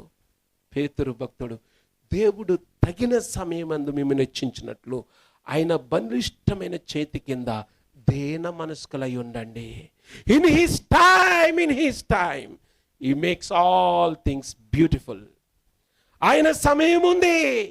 బైబిల్లో అనేక జీవితాలు మన ముందు ఉన్నాయి దృష్టాంతములుగా. ఈరోజు మనకి ఆ చరిత్ర అంతా తెలుసు కాబట్టి మనకి పెద్ద థ్రిల్లింగ్ అనిపించటం లేదు. దానియేలు జీవితాన్ని చూడండి ఒకసారి. 6వ అధ్యాయం దగ్గరికి వచ్చినప్పటికీ ఎవరు తిప్పొద్దు బైబిల్, నా వైపు చూడండి. మీకు అందరికీ తెలిసిందే, సింహాల బోనులో పడవేయబడిన కథ ఉంటుంది దర్యావేసు కాలంలో కదా. రాజుకి చాలా ఇష్టం దానియేలు అంటే, చాలా మంచోడు కదా. ఏ తప్పు వెతుకుదామన్నా దొరకలే. దానియేలు కథ అంతా మనకు తెలిసేసి కాబట్టి రిలాక్స్గా కూర్చొని చదివేస్తున్నాం. ఒక్కసారి డానియల్ షూస్లో కాల్ పెడదాం మనం, ఊహల్లోకి. అట్లాగా ఆ రోజు ఇంకా తర్వాత ఏమో మనకు తెలీదు, ఒక సీరియల్ లాగా ఊహించు. ఒక మాట చెప్పనా మీకు, నేను కారులో వెళ్తున్నప్పుడు నా వెనకొడుతూ అడిగాను, ఎందుకు ఎలా చచ్చిపోతున్నారు సీరియల్ అంటే అని. అబ్బో, ఆ ఆంటీ గారు శుక్రవారం 7 అయిందంటే ప్రార్థన ఉన్నా వెళ్ళిపోద్ది మానేసి, ఎందుకు సీరియల్ వచ్చేస్తుందని. ఏముంటుందిరా అందులో అన్నాను. ఏముంటుందన్నా, ఆడిలా కత్తి తీస్తాడు, అక్కడ ఆపేస్తాడంట. వచ్చే వారం పొడుస్తాడో లేదో చూపిస్తాడంట. ఓహో, వచ్చే వారం పొడుస్తాడా? పొడవుడంట. ఇక్కడున్న కత్తిని ఇక్కడ దాకా తెస్తాడంట. మిగిలింది వచ్చే ఆదివారం చూపిస్తాడంట, మరలో వచ్చే శుక్రవారం. అలా తిప్పుతుంటాడంట. 6 నెలలు కత్తి మట్టుకు దిగదంట, ఆడు వదలడంట. అదే పిచ్చి, దాన్నే చూస్తారు. అంతకంటే ఇంట్రెస్టింగ్ స్టోరీ చెప్తాను వినండి. ఇప్పుడు దానియేలుకి ఆ శాసనం చేయబడిందని తెలుసు. రాజు దగ్గర తప్ప ఇంక ఏ మనిషి దగ్గరైనా, ఏ దేవుని దగ్గరైనా ప్రార్థన చేస్తే సింహాలు బోన్లో వేయబడతారన్న శాసనం తెలిసినప్పటికీ యెరూషలేం వైపు తలుపులు తెరిచి ముమ్మారు ప్రార్థన చేస్తున్నాడు. అయిపోయింది. తలుపు కొడుతున్నారు. ఎవరు తలుపు కొడుతున్నారు? దానియేలుని అరెస్ట్ చేయడానికి తలుపు కొడుతున్నారు. తలుపు తీయగానే ఉన్నారు శత్రువులు. దేవుడు ఆ శత్రువుల్ని కళ్ళు తిరిగి పడిపోయినట్లు చెయ్యొచ్చు కదా, చేయలేదు. చెయ్యొచ్చు కదా దేవుడు. ఇప్పుడు దానియేలు దేవుని బిడ్డ, అలాంటోడు ఎలాగ చెయ్యి వేస్తాడు? దేవుడు ఏం చేయలేదు. 2 చేతులు కట్టేశారేమో నాకు తెలీదు. మొత్తం మీద అరెస్ట్ చేసి బంధించి పట్టుకెళ్ళిపోతుంటే దారిలో అయినా ఒక ఉరుము వచ్చేసి వాళ్ళ 5గురు చచ్చిపోవచ్చు కదా, పట్టుకెళ్తున్న వాళ్ళు. చచ్చిపోలేదు, వాళ్ళు పట్టుకొని వెళ్ళిపోతున్నారు. ఏంటి ప్రభు ఇంకెప్పుడు స్పందిస్తాడు? కథ జరిగిపోయింది అనుకోవద్దు, ఇంకా జరుగుతుందని ఊహించుకో. ఇంకేంటి అదేదో బండి ఎక్కించారు, ఆ బండికి పంచర్ అయిపోయినా బాగుండు, ఇరిగిపోయినా బాగుండు, అక్కడ ఉండిపోను. అది ఎరగట్లేదు, ఆన్ టైం వెళ్ళిపోతున్నాడు. ఇంకేంటి దగ్గరలో సింహాల బోను ఆమె దూరంలో కనబడిపోతుంది. పరే దిగి తలుపు తీస్తుంటే ఆ తలుపు రాకుండా అంటించేయచ్చు కదా దేవుడు. అంటించట్లేదు, తలుపు మామూలుగా వచ్చేసింది. ఓన్లీ పట్టుకొని వెళ్ళిపోతుంటే ఈ పట్టుకెళ్ళి మోసుకెళ్తున్న వాళ్ళకి పక్షవాతం వచ్చి పడిపోవచ్చు కదా, ఏమీ పడిపోవట్లేదు, వెళ్ళిపోతున్నాడు. ఏంటి దేవుడు ఏం చేస్తాడు? ఇంకా అయిపోయింది కథ, అక్కడితో అయిపోయింది. ఇంకా రాజు భుజించు భోజనము పానము చేయి ద్రాక్షరసము తాను పుచ్చుకొనకుండా సెలవిమ్మని నపుంసకుల అధిపతిని వేడుకొనగా. దానియేలు 1:8 ఎంత భక్తి చేశాడండి. కథ అయిపోతుందండి. ఇంకా సింహాలు సౌండ్లు కూడా వచ్చేస్తున్నాయి. లోపల సింహాలు చచ్చిపోయేటట్లు చేసేటట్లుంటే లేదు, అవి యాక్టివ్గా ఉన్నాయి. బయట మోసుకెళ్తున్న వాళ్ళు యాక్టివ్గా ఉన్నారు. ఇంకేట అన్ని కట్టేసి పైకి ఎత్తుతున్నారు. అప్పుడు దేవుడు ఏం చేయట్లేదు. అయ్యో, ఇంకేంటి? బయట ప్రపంచానికి అంతా స్టోరీ క్లోజ్డ్, చాప్టర్ క్లోజ్ అయిపోయింది. ఇంకా కింద పడేశారు. పడేసిన శబ్దం కూడా వచ్చింది. అయినా దేవుడు ఏం చేయలేదు. సింహాల బోన్లో వేయించాడు. మరి ఇంకెప్పుడు వస్తుందండి దేవుని సమయం? ఆవురు అనుకొని వచ్చేసే సింహాలు, ఈ ఒక్క పూటకి మీరు పిల్లుల్లో మారిపోండి అన్నాడు అంతే. అప్పుడు వచ్చింది సమయం. అప్పటిదాకా రాలేదు. అప్పటిదాకా అలాగ ఆగేడు దేవుడు అంతే. కానీ ఆలస్యం చేయలేదు కదా. నీ జీవితంలో దేవుడు ఆగుతాడు, కానీ ఆలస్యం చేయడు. ఆయన సమయంలో స్పందిస్తాడు. అమ్మా, నా సమయం ఇంకా రాలేదు. My time, my hour has not yet come. నీ జీవితంలో ఆయన స్పందించేటంత వరకు వేచి ఉండే అలవాటు ఉందా? చూసారా, ఆ దేశం అంతటికి ఆజ్ఞించాడు.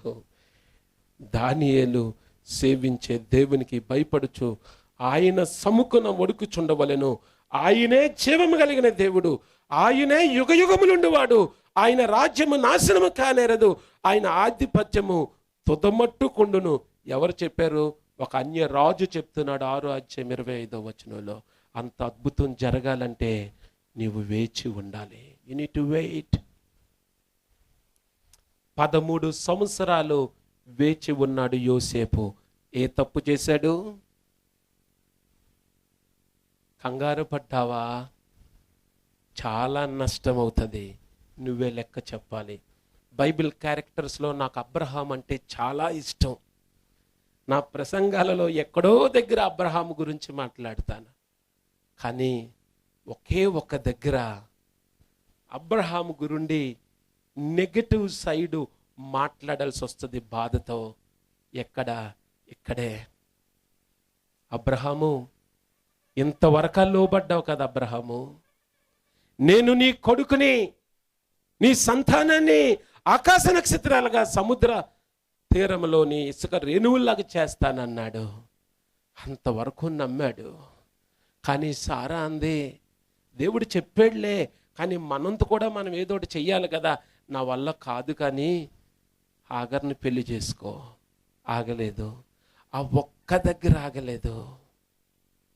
ఇస్సాకుకు బదులు ఇస్మాయిల్ వచ్చాడు ఈ ప్రపంచంలోకి. ఇప్పటికీ ఈ ప్రపంచం అనుభవిస్తుంది ఆ పనికి ప్రతిఫలం. వాగ్దాన దేశమైన ఇశ్రాయేలు దేశానికి ఈ రోజుకి వెళ్ళండి. వాళ్ళు చుట్టూ ఉన్న శత్రువులంతా. అబ్రహాము ఆ సమయం వరకు ఆగలేదు కదా, దాని పర్యవసానమే.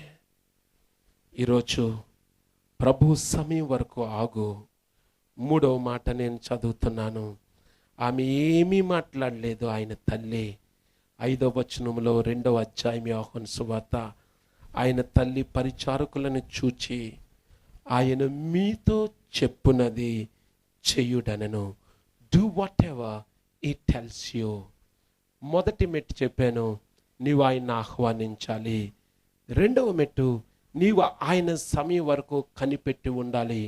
3వది, ఆయన మీతో చెప్పునది చేయుడి. Do what ever he tells you. ఆయన ఏమి చెప్పితే నువ్వు అది చేస్తావా? అదే కదా రక్షణ అంటే. రోమాపత్రిక 10వ అధ్యాయం 9వ వచనం అదే చెప్తుంది కదా. యేసు ప్రభువని నీ నోటితో ఒప్పుకొని దేవుడు మృతుల్లో నుండి ఆయన లేపినని నీ హృదయమందు విశ్వసించిన ఎడల నువ్వు రక్షింపబడతావు. యేసుని ప్రభువని నీ నోటితో ఒప్పుకోవాలి. యేసు ప్రభు అందుకే కొండ మీద 3 అధ్యాయాల ప్రసంగం చెప్పి 7వ అధ్యాయం 21వ వచనం దగ్గరికి వచ్చినప్పటికీ, ప్రభువా ప్రభువా అని నన్ను పిలుచు ప్రతివాడు పరలోక రాజ్యానికి వెళ్ళడు గాని నా తండ్రి చిత్త ప్రకారం చేయువాడే, డూయింగ్ హిజ్ విల్. ఇటు చూడండి యవ్వనస్తులారా, జాగ్రత్తగా వినండి, ఇటు చూడండి, ఇటు చూడండి.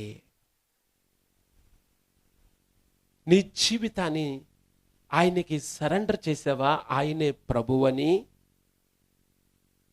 ఆయనకి అప్పగించుకున్నావా? ఆయనకి పరిపూర్ణంగా లోబడుతున్నావా?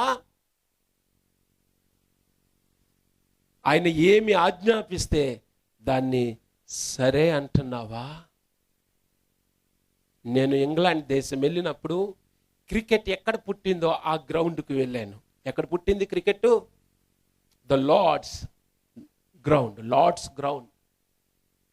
ఆహా, అక్కడికి వెళ్ళి ఆ హిస్టరీ అంతా చూస్తే మొదటి 3 ప్రపంచ కప్పులు అక్కడే జరిగినాయి. ఇండియాకు వచ్చిన ప్రపంచ కప్పు కూడా అక్కడే ఉంది ఒరిజినల్. ఎందుకంటే ప్రుడెన్షియల్ కప్పు వాళ్ళ యొక్క స్పాన్సర్స్ రూలు, కప్పు ఇంటికి పట్టుకెళ్ళకూడదు, వచ్చింది అక్కడ వదిలేయాలి. మనకు రోలింగ్ సీల్డ్ ఇస్తారు కదా, అట్లాగా 74 వెస్టిండీస్, 78 వెస్టిండీస్, 83 ఇండియా, అట్లాగా 3 పేర్లు రాసి అక్కడ వదిలేశారు. మన ఇండియా వాళ్ళు అడిగారు, మరి మాకు ఇంటికి వెళ్ళే కప్పు అడుగుతారంటే డూప్లికేట్ కప్పు చేసి ఇచ్చారు. మన బొంబాయిలో పెట్టుకున్నాం అది. సరే, అక్కడికి వెళ్ళి చూస్తే ఒక ఆయన పేరు గుర్తుకొస్తుంది. ఆయన పేరు సిటీ స్టడ్. ఈరోజు విరాట్ కోహ్లీ ఎంత ఫేమస్, అంత ఫేమస్ ఆ రోజున. ఆయన ఆట చూడ్డానికి ఎంతమంది వచ్చేవారు. కానీ ఆయన ప్రభువుని హృదయంలోకి అంగీకరించాడు. ఆయన ఒక దేవుని బిడ్డగానే క్రికెట్ ఆడాడు ఆయన. వినండి, ఇటు చూడండి జాగ్రత్తగా. ఒకరోజు ప్రభువు చెప్పాడు ఆయనతో, నీ క్రికెట్కి ఇంకా బాయ్ చెప్పే. అది చాలా కష్టతరమైన నిర్ణయం. తనకి వండర్ఫుల్ కెరీర్ ఉంది ఇంకా, కానీ ప్రభువుకి లోబడాలనుకున్నాడు. ఉత్తరాన్ని రాశాడు, ఇంకా రేపటి నుండి నేను క్రికెట్ ఆడటం లేదని. అయ్యో సిటీ స్టడ్, నీకు పిచ్చి పట్టినట్లుంది. నీ మీద ఆశ పెట్టుకున్న వాళ్ళు కొన్ని వేల మంది ఉన్నారు ప్రపంచం అంతా. నీ ఆట చూడడానికి ఎంతో ఇష్టపడతారయ్యా, ఇంకా ఎంతో కెరీర్ ఉంది, ఎందుకు మానేస్తున్నావు? చైనా వెళ్ళాలనుకుంటున్నాను. చైనా? ఆడు క్రికెట్ ఆడరు కదా. క్రికెట్ కాదు, నా ప్రభువు గురించి చెప్పడానికి, ప్రభు ప్రేమను చెప్పడానికి నేను ఆ దేశానికి వెళ్ళిపోతాను. చైనా వెళ్ళిపోయాడు, అక్కడి నుండి ఆఫ్రికా వెళ్ళిపోయినాడు. తన జీవిత చివరిలో ఆఫ్రికాలో ఆయన ఎలాంటి ఇంటిలో ఉన్నాడో ఆయన పుస్తకంలో 2 చిత్రపటాల్ని పక్కనే వేశారు, నేను చూశాను. ఇంగ్లాండ్ దేశంలో ఆయనకున్న ఇల్లు ఒక బంగ్లా, ఒక రాజుగారి కోట, ఒక ప్యాలెస్. బకింగ్హామ్ ప్యాలెస్ ఉంటుంది, ఎంత పెద్దది. అలాంటి ప్యాలెస్ లాగే ఉందండి. ఎన్ని గదులు ఉన్నాయి అందులో. దాన్నంతా మిషనరీలకి, చారిటీకి ఇచ్చేసి ఆఫ్రికా ఖండంలో ఆయన ఉంటున్న ఇల్లు ఒక పూరి గుడిసెలో ఉన్నాడు. ఏమీ లేదయ్యా సిటీ స్టడ్, నీకు అన్నీ ఉన్నాయి, కానీ నా ప్రభువుకి లోబడాలి. ఆయన నాతో చెప్పింది నేను చేస్తాను. అందుకే ఆయన బైబిల్ని మ్యూజియంలో పెట్టారు. ఒక సేవకుడు చెప్తా ఉన్నాడు, ఆయన బైబిల్ ఒక్కొక్క పేజీ చూస్తూ ఉంటే ఆ పేజీ కింద రాయబడి ఉందంట, ఎస్ లార్డ్. పేజీ వెంబడి పేజీ, ఎస్ లార్డ్, అవును ప్రభువా, సరే ప్రభువా, ఈరోజు ఇలా చెప్పావు కదా, ఇలాగే చేస్తాను ప్రభువా. ఆయన మీతో చెప్పింది చేయుడి. ఈరోజు ఆ పరిస్థితి ఉందా? ఆయన నిన్ను బలవంతంగా ఫిల్ట్ పట్టుకొని లాక్కొచ్చి నా కాలుమే పడుండు అని అనడాయన. నీ ఇష్టం. నీవు మారు మనసు పొందిన తర్వాత కూడా నీ జీవితం నీ ఇష్టంలోనే ఉంది. నువ్వెంత ఘనపరుస్తున్నావు ఆయన నీ జీవితం ద్వారా. ఆయనకి నీ జీవితంలో ఏ స్థానం ఉంది? ఆయన్ని ప్రభువుగా నువ్వు ఘనపరుస్తున్నావా? సరే నువ్వు కూడా ఉండు అంటున్నావా? స్కాట్లాండ్ దేశానికి నేను వెళ్ళినప్పుడు అక్కడ ఎరిక్ లిండెల్ మ్యూజియంకి వెళ్ళాను. మీరు ఎంతమంది విన్నారో ఎరిక్ లిండెల్ గురించి? ఆ సంవత్సరం జరిగే ఒలింపిక్స్లో స్కాట్లాండ్ దేశం అంతా ఇతని మీద ఆశ పెట్టుకుంది. ఎంత వేగంగా పరిగెత్తగలడు ఎరిక్ లిండెల్! ఓ అందరూ చూస్తున్నారు, తప్పకుండా గోల్డ్ మెడల్ వస్తుంది ఆయనకి. కానీ షెడ్యూల్ రిలీజ్ చేశారు. అది ఆదివారం వచ్చింది. ఆదివారం ప్రభువు దినం కదా. అవును, ప్రభువు దినం. ఆ రోజు నేను మందిరానికి వెళ్ళి ఆయన ఆరాధించాలి కదా. అదే సమయానికి నేను గ్రౌండ్లో ఉండి ఎలా పరిగెడతాను? యాజమాన్యానికి ఒక కబురు పంపాడు, నేను 100 మీటర్స్ పరుగు పందెంలో పరిగెత్తడం లేదు. వాయ్? ఎందుకు? అది ఆదివారం కదా, అది ప్రభు దినం, నేను ప్రభువుకు లోబడాలి. ఏమయ్యా, సంవత్సరానికి 52 ఆదివారాలు ఉంటాయి. ఎన్ని సంవత్సరాలు బతికితే అన్ని ఆదివారాలు వస్తాయి నీ జీవితంలో. నీకేమైనా పిచ్చా? దేశమంతా నీ మీద ఆశ పెట్టుకొని ఉందయ్యా. నేను పరిగెత్తనండి, నేను పరిగెత్తను. నా ప్రభువే నాకు ముఖ్యం, నేను ఆయనకే లోబడతాను. పరిగెత్తలేదు ఆయన. కానీ కొన్ని రోజుల్లో 400 మీటర్ల పరుగు పందెం ఉంది. దానికి పేరిచ్చాడు. దానికి ఎలా పేరిస్తావు? నీ జీవితంలో ఎప్పుడూ పరుగు పందెంలో 400 మీటర్లు పరిగెత్తలేదు కదా. ప్రయత్నిస్తానండి, ఒకటి మిస్ అయ్యాను కదా, చూద్దాం. సరేలే, పరిగెట్టని. వాడికి ఎలాగా రాదు. 100 మీటర్లు పరిగెత్తను వచ్చినోడు 400 మీటర్లు ఎలా పరిగెడతాడు? కానీ మీకు తెలుసా, 400 మీటర్లో గోల్డ్ మెడల్ సంపాదించాడు ఎరిక్ లిండెల్. నన్ను ఘనపరచు వారిని నేను ఘనపరుస్తానన్నాడు 1 సమూయేలు 2:32లో. నన్ను తృణీకరించిన వారు తృణీకారం పొందుతారు. ఆయన మీతో చెప్పినది చేయుడి. Implicit obedience. అబ్రహమా, మీ అమ్మని, మీ నాన్నని, మీ ఇంట్లో వాళ్ళని, నీ ఇల్లుని అన్ని వదిలిపెట్టేసి వచ్చాయి అంటే, సరే అని అన్ని మూటలు సర్దుకొని వచ్చేస్తున్నాడు. ఓ ఇంటాలు 10 తెల్లారు బయలుదేరిపోతుంటే ఇరుగు పొరుగులు అడగరండి? ఎందుకు అడగరు? అబ్రహం గారు ఎక్కడికి వెళ్తున్నారండి? ఏమనండి, ఇంకా తెలియదండి. ఇదేంటి? అవునండి, హెబ్రీ 11:8లో ఉంది. అబ్రహాము పిలువబడినప్పుడు విశ్వాసను బట్టి ఆ పిలుపునకు లోబడి తాను స్వాచ్ఛముగా పొందనయ్యున్న ప్రదేశముకు బయలు వెళ్ళాను, మరియు ఎక్కడికి వెళ్ళవలనో అది ఎరుగకయే బయలుదేరి వెళ్ళిపోయాడు. ఇప్పుడు మీరు నన్ను ఎక్కడైనా రైల్వే స్టేషన్లో చూశారనుకోండి, ఏదో మీరు ఊర్లో వెళ్తున్నారు, నేను ఊర్లో వెళ్తున్నాను. అన్న బాగున్నావన్నా, మంచిర్యాల కలిసామన్నా అంటే గుర్తుపట్టినా పట్టపోయినా బాగున్నావు అంటాం కదా. తర్వాత మీరు నన్ను అడుగుతారు, ఎక్కడికి వెళ్తున్నావన్నా? ఏమమ్మ ఇంకా తెలియదు ఎక్కడికి వెళ్తున్నాను అంటే, శ్యామ్ అన్న కాల్ చేసి, స్టీవెన్ అన్నకి ఏదో అయ్యిందన్నా, ఈసారి పిలవకండి, తేడాగా ఉన్నాడు, రైల్వే స్టేషన్కి వచ్చి కూడా ఎక్కడికి వెళ్తున్నానో తెలియదు అంటున్నాడు అని అంటారు. మరి అబ్రహాం చూసిన వాళ్ళు ఏమనుకోవాలి? మరి బాబు, మూటముళ్ళు సర్దేస్తావు, లగేజ్ అంతా పట్టుకుపోతున్నావు, ఒకరోజు అలాగ వెళ్ళి వస్తున్నావు అంటే అలా బయటికి వెళ్ళి వస్తున్నావు అనుకోవచ్చు. ఇంకెప్పటికీ వెనక రానంటున్నావు, వెళ్ళిపోతున్నాను అంటున్నావు, దేవుడు పిలిచాడు అంటున్నావు, ఎక్కడికి తెలీదు. అది ఆయన మీతో చెప్పింది చేయడం అంటే అది. The world has yet to see what God can do through a person who completely surrenders his life to him. ఈ ప్రపంచమంతా ఇంకా చూడాలంట ప్రభువుకి పరిపూర్ణంగా సమర్పించుకున్న ఒక జీవితం నుండి దేవుడు ఏమి చెయ్యగలడో. త్వరగా 4వ మెట్టులోని మిమ్మల్ని తీసుకొని వెళ్తాను. 6వ వచనం చదవండి, 2వ అధ్యాయం 6వ వచనం. ఈ 4వ అంశం దగ్గర నేను కొంత సమయాన్ని తీసుకుంటాను. 4వ మెట్టు 2వ అధ్యాయం 6వ వచనం.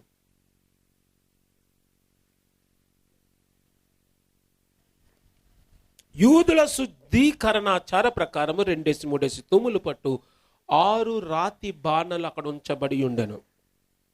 ఆ బాణలు నీళ్లతో నింపుడని వారితో చెప్పాను. యేసు వారితో చెప్పాను.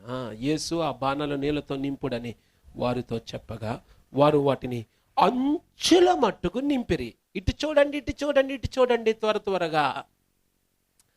యూదుల శుద్ధీకరణాచార ప్రకారం బయట 2-3 తూములు పట్టే 6 రాతి బాణలు పెట్టారు. వాళ్ళ లెక్క ఏంటంటే పెళ్ళికొచ్చిన వెంటనే డైరెక్ట్గా తినడానికి పోకూడదు, కాలు కడుక్కోవాలి, తప్పకుండా కాలు కడుక్కొని లోపలికి వెళ్ళాలి. కాబట్టి కాలు కడుక్కోవడానికి అక్కడ నీరున్నాయి. ఆ నీటిలో కాళ్ళు కడిగేసుకున్నారు, అయిపోయింది అక్కడితో. దాని తర్వాత మరలా నీళ్ళు అందులో నింపాలి. ఇప్పుడు యేసు ప్రభు అంటున్నాడు, ఆ రాతి బాణలను నీళ్ళతో నింపండి. ప్రభు అయిపోయింది నీళ్లు కాదు, అయిపోయింది ఏంటి? హలో, మీరు వింటున్నారా? అక్కడ అయిపోయింది ఏంటి?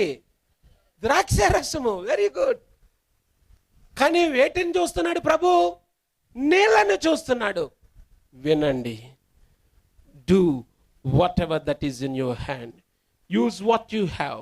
Keep whatever you have in God's hand. నీ దగ్గర ఏముందో దాన్ని తీసుకొచ్చి పెట్టి చాలు. ఈ 4వ మెట్టు చాలా చాలా ప్రాముఖ్యమైంది. వినండి మీరందరూ కూడా. ఇటు అటు మీ ఏకాగ్రత వెళ్ళనివ్వద్దు. ఇది చాలా ప్రాముఖ్యమైన మాట. ఏమున్నాయి మీ దగ్గర? ద్రాక్షరసం అయిపోయింది, సరే. ఏముంది మీ దగ్గర? నీళ్లున్నాయి. కనీసం నీళ్లు కింద మీద పడేసి పోగొట్టలేదు. నీళ్లున్నాయి కదా, ఆ నీళ్లు చాలు. ఈరోజు నీ దగ్గర ఏమున్నాయి? What do you have? అన్నా, నేను అల్లా పాడలేనన్నా, అల్లాకు వాయించలేను, నీకులాగా మాట్లాడలేను, సరే అవన్నీ వదిలే. నీ దగ్గర ఏముంది చెప్పు, అది చాలు. నీ దగ్గర ఏముందో దాన్నే తీసుకొని ప్రభు ఒక అద్భుతాన్ని చేయాలనుకుంటున్నాడు నీ జీవితంలో. నీకున్న దాన్ని వాడు. నీళ్లున్నాయా? చాలు, నీళ్లు నింపండి. యేసు ప్రభు మత్తయి సువార్త 25:14 నుండి ఒక ఉపమానం చెప్పినాడు. ఇటు చూడండి, ఇటు చూడండి, సమయం లేదు, మీరు ఇంటికి పోయి నాకు చదువుకోండి. తర్వాత ఒక వ్యక్తి దేశాంతరం వెళ్ళిపోతూ ఒక దాసుని పిలిచి 5 తలాంతులు ఇచ్చాడు. 2 ఆయన్ని పిలిచి 2 తలాంతులు ఇచ్చాడు. 3 ఆయన్ని పిలిచి 1 తలాంతే ఇచ్చాడు. మొదట ఆయన లోపలికి వెళ్ళి 5 పట్టుకొని వచ్చాడు. నాకు ఈ కథలో 2 ఆయన అంటే చాలా ఇష్టం. మధ్యలో ఉన్నాడు. ఆ మొదట ఆయన అడుగుంటాడు, బయటకు వస్తా, ఎన్నిచ్చాడు? 5. అవునా, నాకు 5 ఇస్తాడేమోలే అనుకొని వెళ్ళాడేమో లోపలికి. 2 ఇచ్చాడు. ఓ చాలే, 2 ఇచ్చాడు కదా నాకు అనుకున్నాడు. ఈ 1 ఇచ్చినాడు, నాకు 1 కదా ఇచ్చాడు అనుకున్నాడు. ఉన్నది చూడరు కొంతమంది, ఏది లేదో అది పడి ఏడుస్తూ ఉంటారు. అదేం బుద్ధో. వీళ్ళని నేను పాజిటివ్ గాడు నెగిటివ్ గాడు అంటుంటాను సరదాగా మా పిల్లలకు చెప్తూ. ఈ పాజిటివ్ గాడు ఎప్పుడు కూడా వాడికి ఏముందో చూస్తూ ఉంటాడు. ఈ నెగిటివ్ గాడు ఎప్పుడు ఏమి లేదో చూస్తాడు. ఈ 1 తలాంత ఇవ్వబడినోడ్లాగా నాకు 1 ఉందని రుమాల్లో చుట్టేసి గొయ్యి తీసి కప్పెట్టేశాడంట. అబ్బో, ఎంత పాటుపడ్డాడండి. వినండి వినండి, ఇటు చూడండి, ఇటు చూడండి జాగ్రత్తగా. ఈ ఇద్దరు నడుచుకొని వెళ్తున్నారు, పాజిటివ్ గాడు నెగిటివ్ గాడు. అందమైన గులాబీలు కనబడ్డాయి. అబ్బాయి పాజిటివ్ గాడు అన్నాడు, ఎంత అందమైన గులాబీలు చూడురా అన్నాడు స్నేహితుడిని. వీడు అంటున్నాడు, కిందన ముళ్ళులున్నాయిరా అంటున్నాడు. వీడికి ఏం కనబడుతున్నాయి? వీడికి ముళ్ళే కనబడతాయి, అందం కనబడదు. కొంచెం ముందుకెళ్ళాక తీయని ద్రాక్ష పల్లెలాగా ఎలబడతా ఉన్నాయంట. అలా తెంపుకొని అలా తినేశారు. అబ్బో, ఎంత తీగ ఉన్నాయి కదరా అన్నాడు ఈ పాజిటివ్ గాడు. నెగిటివ్ గాడు అంటున్నాడు, పిక్కలడ్డు వస్తున్నాయిరా అంటున్నాడంట. ఆడికి ఏం కనబడుతున్నాయి? ఆడి తీయదనం కనబడదు, పిక్కలే కనబడతాయి ఆడికి. సరే, ఇంకొంచెం ముందుకెళ్ళి ఎండలో చెరో థమ్స్అప్ కొనుక్కొని ఇద్దరూ తాగేసి దించాక ఈ నెగిటివ్ గాడు మొదలెట్టేశాడు మొదటి ఏడుపు. ఒరేనది అప్పుడే సగం అయిపోయిందిరా అంటున్నాడంట. తాగేత్త అయిపోదా? అప్పుడు ఈ పాజిటివ్ గాడు అంటున్నాడంట, నాకు ఇంకా సగం ఉందరా అంటున్నాడంట. ఇద్దరి స్థితి ఒకటే. వీడు లేదంటున్నాడు, వీడేమంటున్నాడు? ఉందంటున్నాడు. ఈరోజు నిన్ను అడుగుతున్నాడు ప్రభు, నీకేమీ లేదనుకుంటున్నావు? కాదు కాదు కాదు, నీకుంది. నీకు 2 తలాంతులు ఉన్నాయేమో, పట్రా 4 చేయి, నీ దగ్గర ఉన్నది చాలు. యేసు ప్రభు చాలా ప్రసంగం చెప్పాకన్నాడు, వీళ్ళకి అందరికి ఆకలేస్తుంది కదా, వీళ్ళు పంపించేయాలి దగ్గరికి అన్నారు. శిష్యులు వచ్చి, లేదు లేదు మీరే పెట్టేయండి అన్నం అన్నాడు. తిండి అన్నం అంటే భోజనం పెట్టండి అన్నాడు. ఆహా, ఎక్కడి నుండి తెచ్చేస్తాం ఇప్పుడు? యోహాను సువార్త 6వ అధ్యాయంలో పిలుపు, మరి చూడు వీళ్ళ సంగతి ఏంటి చూస్తాం సంగతి. తక్కువ మంది ఉన్నారా? ఎంతమంది ఉన్నారండి బాబు? చాలా వేల మంది ఉన్నారు. పురుషులు లెక్కడితేనే 5,000 మంది, ఇంకా స్త్రీలు పిల్లలు అంటే 15,000 20,000 మంది. ఎంతమంది ఉన్నారండి? వాళ్ళకి ఎక్కడి నుండి తెస్తాం?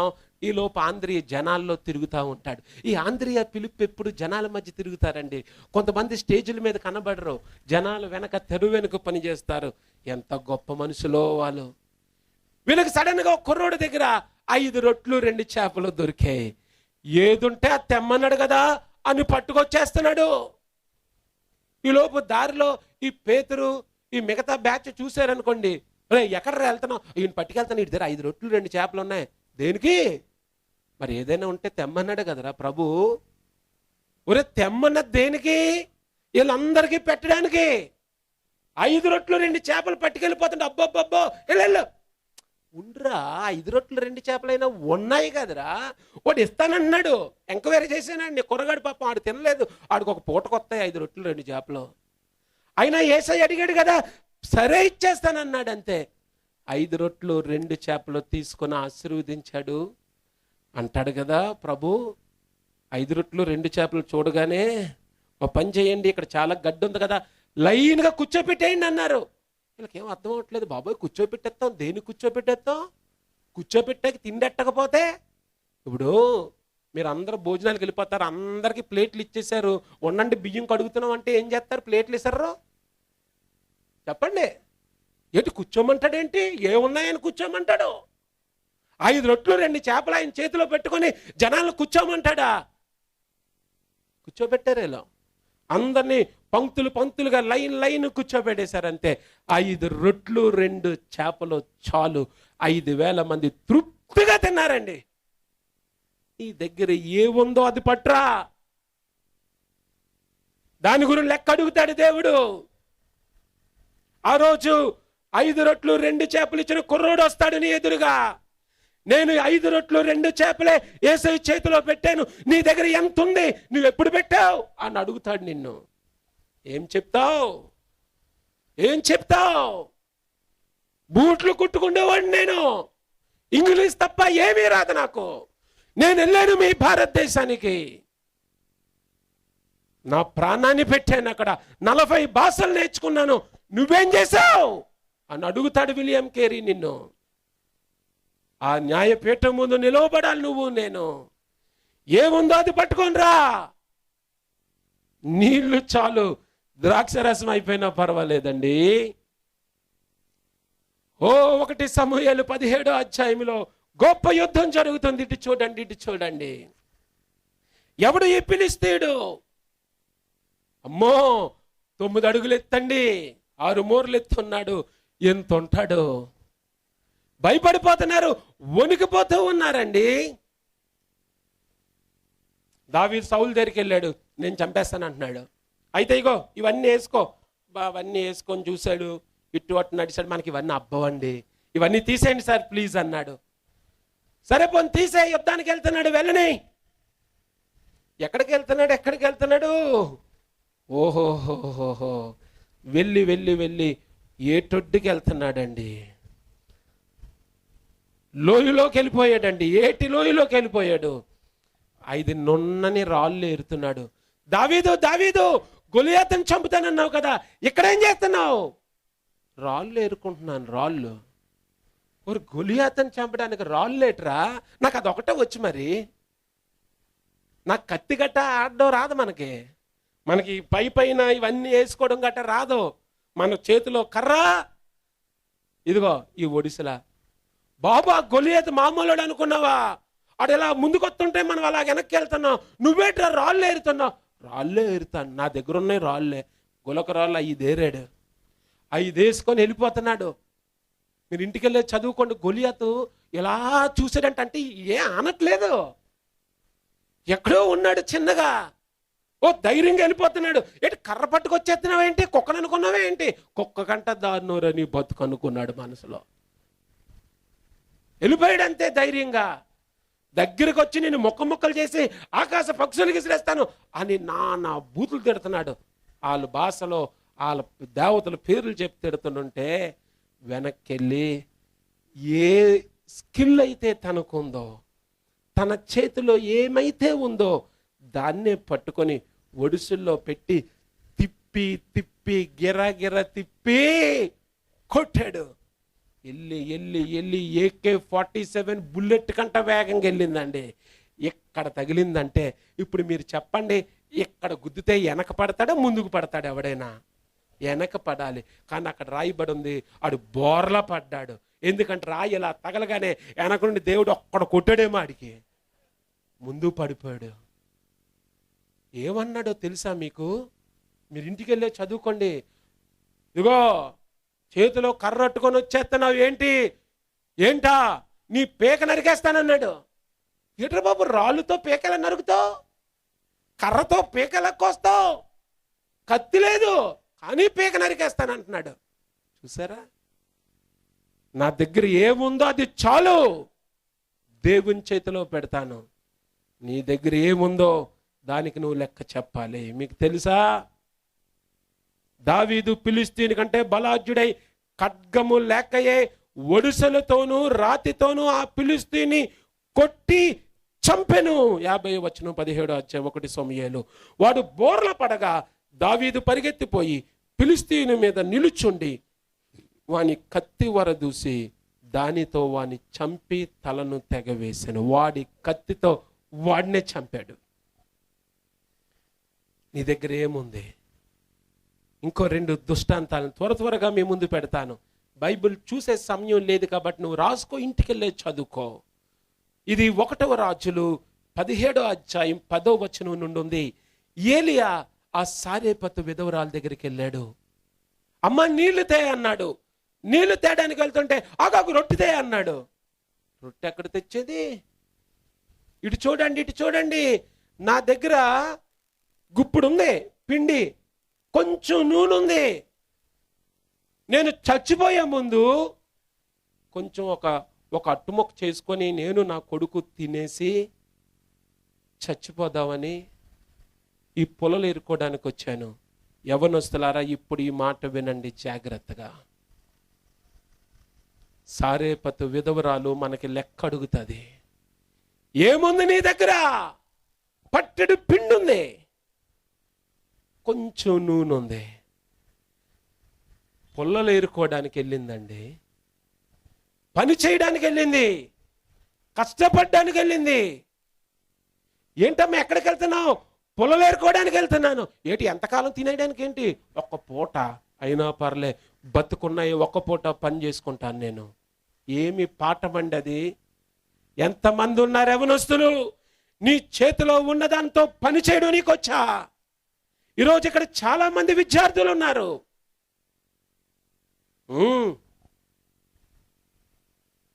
బాగా ప్రార్థన చేస్తారు పరీక్షల ముందు కదా.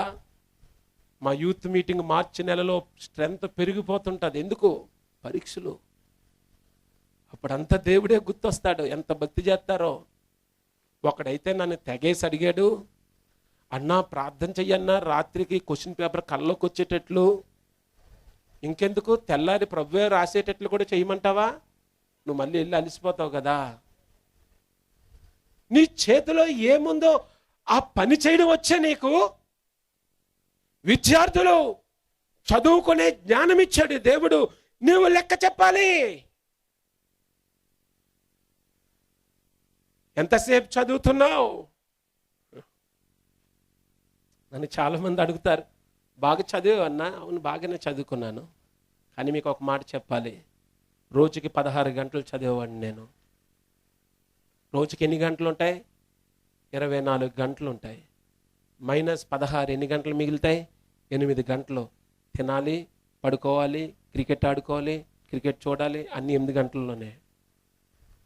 దేవుడు నీకు సమయాన్ని ఇచ్చాడు ఈ రోజున, వయసునిచ్చాడు ఈ రోజున, బలాన్ని ఇచ్చాడు ఈ రోజున. నువ్వు వాడుతున్నావా? ఈ విధవరాలను చూడు, తెల్లారితే ఇంకా తినేసి చచ్చిపోవడం తప్ప వేరే హోప్ లేదు. అయినా పని చేస్తుంది వెళ్ళి. ఏమ్మా ఏం చేస్తున్నావు? పొలలేరుకుంటున్నానండి. నా కొడుకుని పోషించాలి కదా. ఉన్నంత మట్టుకు మనమైతే ముందు రోజు చచ్చిపోతాం, ఇంకెలాగ చచ్చిపోయేదే కదా. ఇంకెందుకండి పని చేయడు? ఏముందనండి? రేపు అయితే మాత్రం రేపు బతుకుతాం, పోనీ తర్వాత చచ్చిపోవడమే కదా.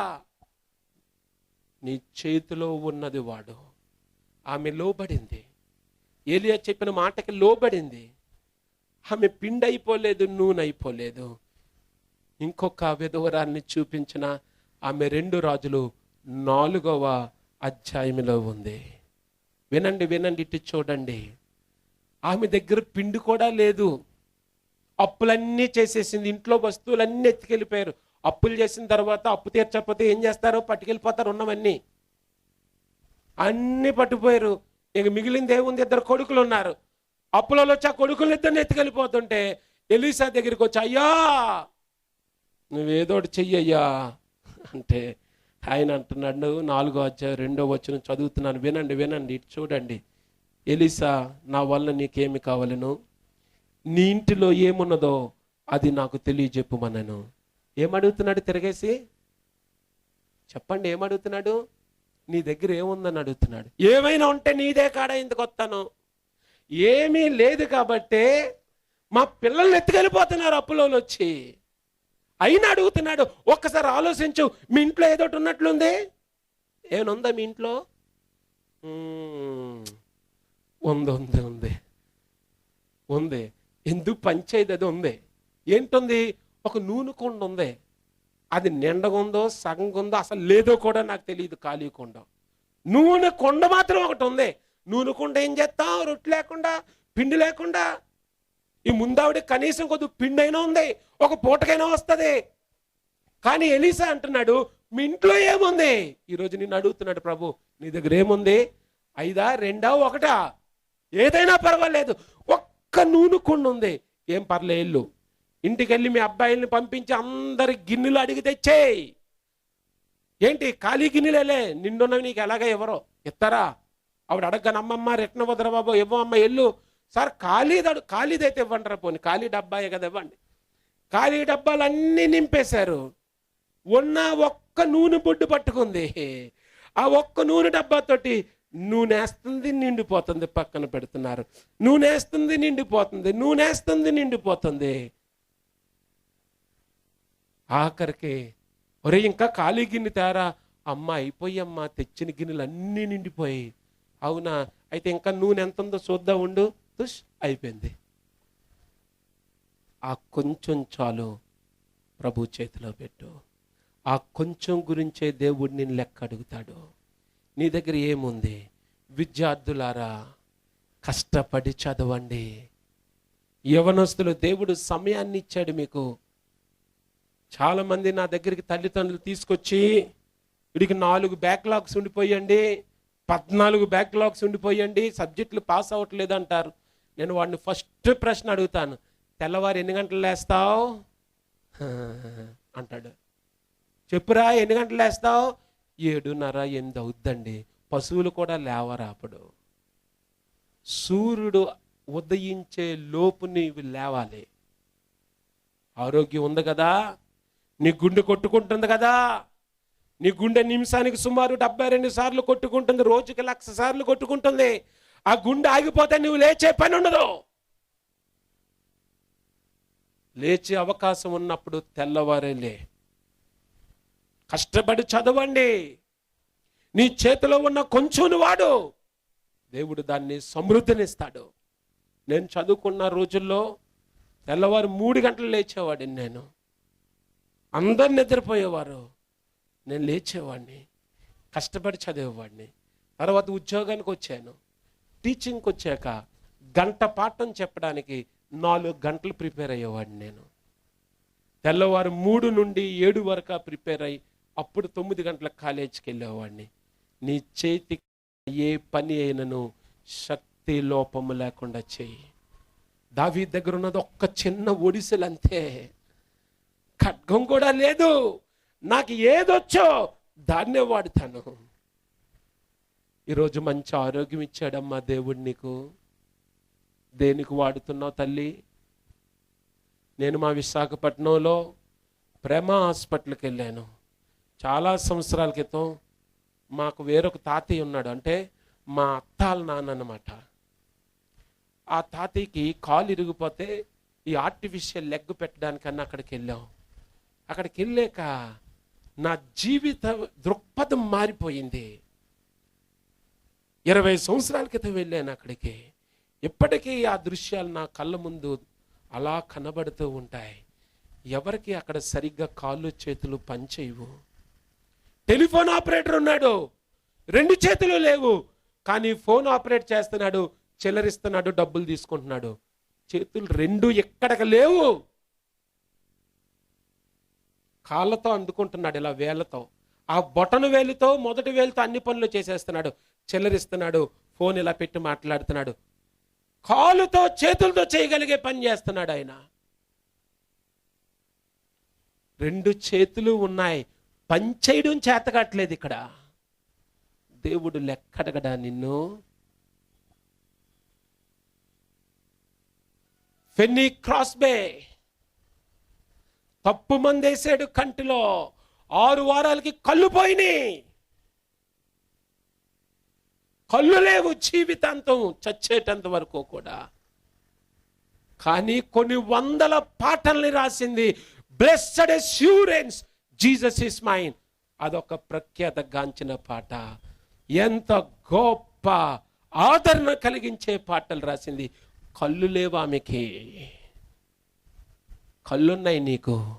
ఎందుకు? జియో నెట్ ఫ్రీ అని పనికిమాలిని చూడ్డానికా? నీ కళ్ళు నీకు. దేవునికి లెక్క చెప్పాలి. 1 తలాంతిస్తే ఆయన 10 ఆశించడు, నువ్వు 2 ఇస్తే చాలు. నీ దగ్గర ఉన్నది వాడు. 4 మెట్లు చెప్పాను. మొదటిది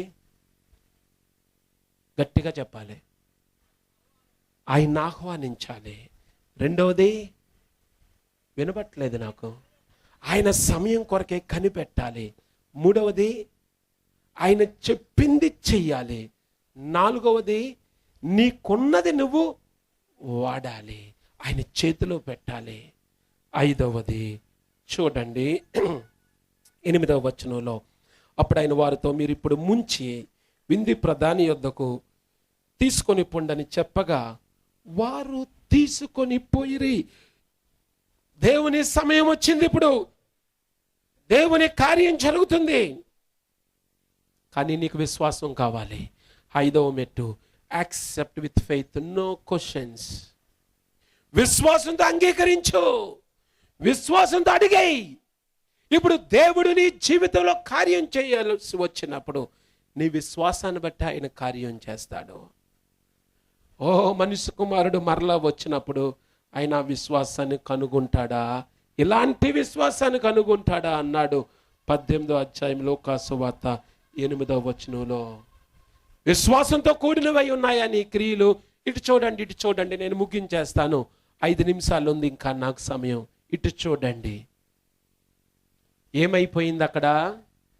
మీరు గట్టిగా చెప్తారని అడుగుతున్నాను. ఏమైపోయింది అక్కడ? అక్కడ లోటేంటి? గట్టిగా చెప్పండి. ద్రాక్షరసం అయిపోయింది. యేసు ప్రభు ఆ రాతి బాణలు వేటితో నింపమన్నాడు? నీళ్ళతో నింపమన్నాడు. ఆయన చెప్పింది చెయ్యాలి కాబట్టి చెప్పింది చేశారు. అంచులు మట్టుకు నింపేశారు. ఇప్పుడు అంటున్నాడు, ఇదిగో మీరు వెళ్ళరండి, ఇప్పుడు తీసుకెళ్ళిపోయి వడ్డించేయండి అన్నాడు. ఏటి వడ్డించేయాలి? అవేంటవి చెప్పండి? అవి నీరు. దేని కొరకు ఎదురు చూచేవారు వడ్డించమంటున్నాడు? ద్రాక్ష రసం గురండి. వినండి వినండి, మీకు ఇంకో మొక్క చెప్తాను. వాళ్ళు అప్పటికే ఒక రౌండ్ అయిపోయింది వాళ్ళది. ఎలా చెప్తున్నాను? ఆ విందు ప్రధాని పెండ్లి కొడుకు దగ్గరికి వెళ్ళి, ఎవడైనా ఫస్ట్ జబ్బు మంచి దేసేసి తర్వాత జబ్బు దేస్తారు, నువ్వేటయ్యా ఫస్ట్ ఏమో మామూలు దేసేసి మంచి క్వాలిటీ తర్వాత ఉంచావు అంటున్నాడు. అంటే ఒక రౌండ్ కొంచెం ఏం చేశారు? తాగి ఉన్నారు. ఇప్పుడు అలా తాగున్నోడికి మంచినీరు వేస్తే ఎలా తంతారు? గోడలకేసి కట్టి తంతారు, అవునా? స్తంభాలకేసి ఎరా మిమ్మల్ని అడిగేవరా నీరేయమని మేము? మాకు ద్రాక్షరసం అని చెప్పి నీరేస్తారా? అమ్మ నేను వెళ్ళను బాబు, నింపమన్నాం నింపని చెప్పిందల్లా చేసాం. ఏ ప్రభు ఈ దొడ్డు అలా ద్రాక్షరసం అడుగుతున్నారు. అడగలేదు వాళ్ళు ప్రశ్నలు, వాళ్ళు ప్రశ్నించలేదు, పట్టుకొని వెళ్ళిపోయారు అంతే. ఆ విశ్వాసం కావాలి. నాకు ఆశ్చర్యం ఈ పరిచారకుల్ని చూస్తే. ఇలాంటి పరిచారకుల నుండి ఎంత నేర్చుకోవలసి ఉంది నేను. ఆయన చెప్పింది చెయ్యండి. పోనీ 5 రొట్లు 2 చేపల్ని ఆకాశం వైపు ఎత్తి ఆశీర్వదించి ఇచ్చాడు. పోనీ ఇది ప్రార్థన కూడా చేయలేదు, అసలు టచ్ చేశాడా? టచ్ చేయలేదు, టచ్ అనలేదు. టచ్ అంటే పోనీ ఏదో అయ్యిందండానికి, అలాంటిది ఏమీ అనలేదు ఆయన. ప్రార్థన చేయలేదు, టచ్ చేయలేదు. పోనీ అందరు కళ్ళు మూసుకోండి, ఇప్పుడు ద్రాక్షరసం అయింది, నీరు ద్రాక్షరసం అవును కాక అని ప్రకటించలేదు, ఏమీ చేయలేదు. పట్టుకెళ్ళి వడ్డించేయండి అన్నాడు. ఎంత విశ్వాసం అండి దేవుని బిడ్డలారా. ఆ విధవరాలంట అన్యాయస్తుడు న్యాయాధిపతిని అడుగుతుందంట. ఆడ అన్యాయస్తుడు, పనికిమాలినోడు. అయినా అనుకున్నాడంట, నేను అన్యాయస్తుడని పనికిమాలినోడని తెలిసినా అడుగుతుందే, సరేలే న్యాయం తీర్చేసాడంట. ప్రభు అంటాడు, ఒక అన్యాయస్తుడే ఆ పని చేస్తే నాకు మొర్రపెట్టుకున్న వాడి మాట నేను విననా? నేను ఎందుకు వినను? నేను ఎందుకు జవాబు ఇవ్వను? కానీ మనుషు కుమారుడు వచ్చినప్పుడు ఆయన భూమి మీద విశ్వాసాన్ని కనుగొంటాడా? యవనస్తులారా, ఆ కార్యం అక్కడ జరిగినప్పుడు ఏం జరిగిందో తెలుసా? యేసు ఈ మొదట సూచక్రియనిచ్చేసి తన మహిమను బయలుపరిచిన అందువలన ఆయన శిష్యులు ఆయన యందు విశ్వాసం ఉంచరే. Glory to his name. ఆయన నామానికి మహిమ వచ్చింది, ఆయన యందు విశ్వాసం ఉంచారు. ఈరోజు నీవు నేను ఈ 5 ప్రిన్సిపల్స్ని మన జీవితంలో కానీ అన్వయించుకుంటే ఎంత అద్భుతం! అదే ఎంత అద్భుతం! ఈరోజు ఇన్ని మాటలు ప్రభు మనకు తెలియజేశాడు. మీలో చాలామంది నోట్స్ రాసుకున్నారు, చాలామంది శ్రద్ధగా విన్నారు, చాలామంది మరలా యూట్యూబ్లోనో సిడీస్లోనో ఈ మాటలు వింటారు. వింటున్నప్పుడు గుర్తుపెట్టుకో, ఈ మాటలు వినే అవకాశం చాలా చాలా చాలా మందికి రాలేదు. నీకొచ్చింది, నువ్వు లెక్క చెప్పాలి. తలలో వంచండి, ప్రార్థన చేస్తాను. ఎవ్వరు ఇటు అటు చూడొద్దు, ఎవ్వరు ఇటు అటు తిరగొద్దు, కళ్ళిప్పి చూడొద్దు. It's the time to respond. నీవు స్పందించే సమయం ఇది.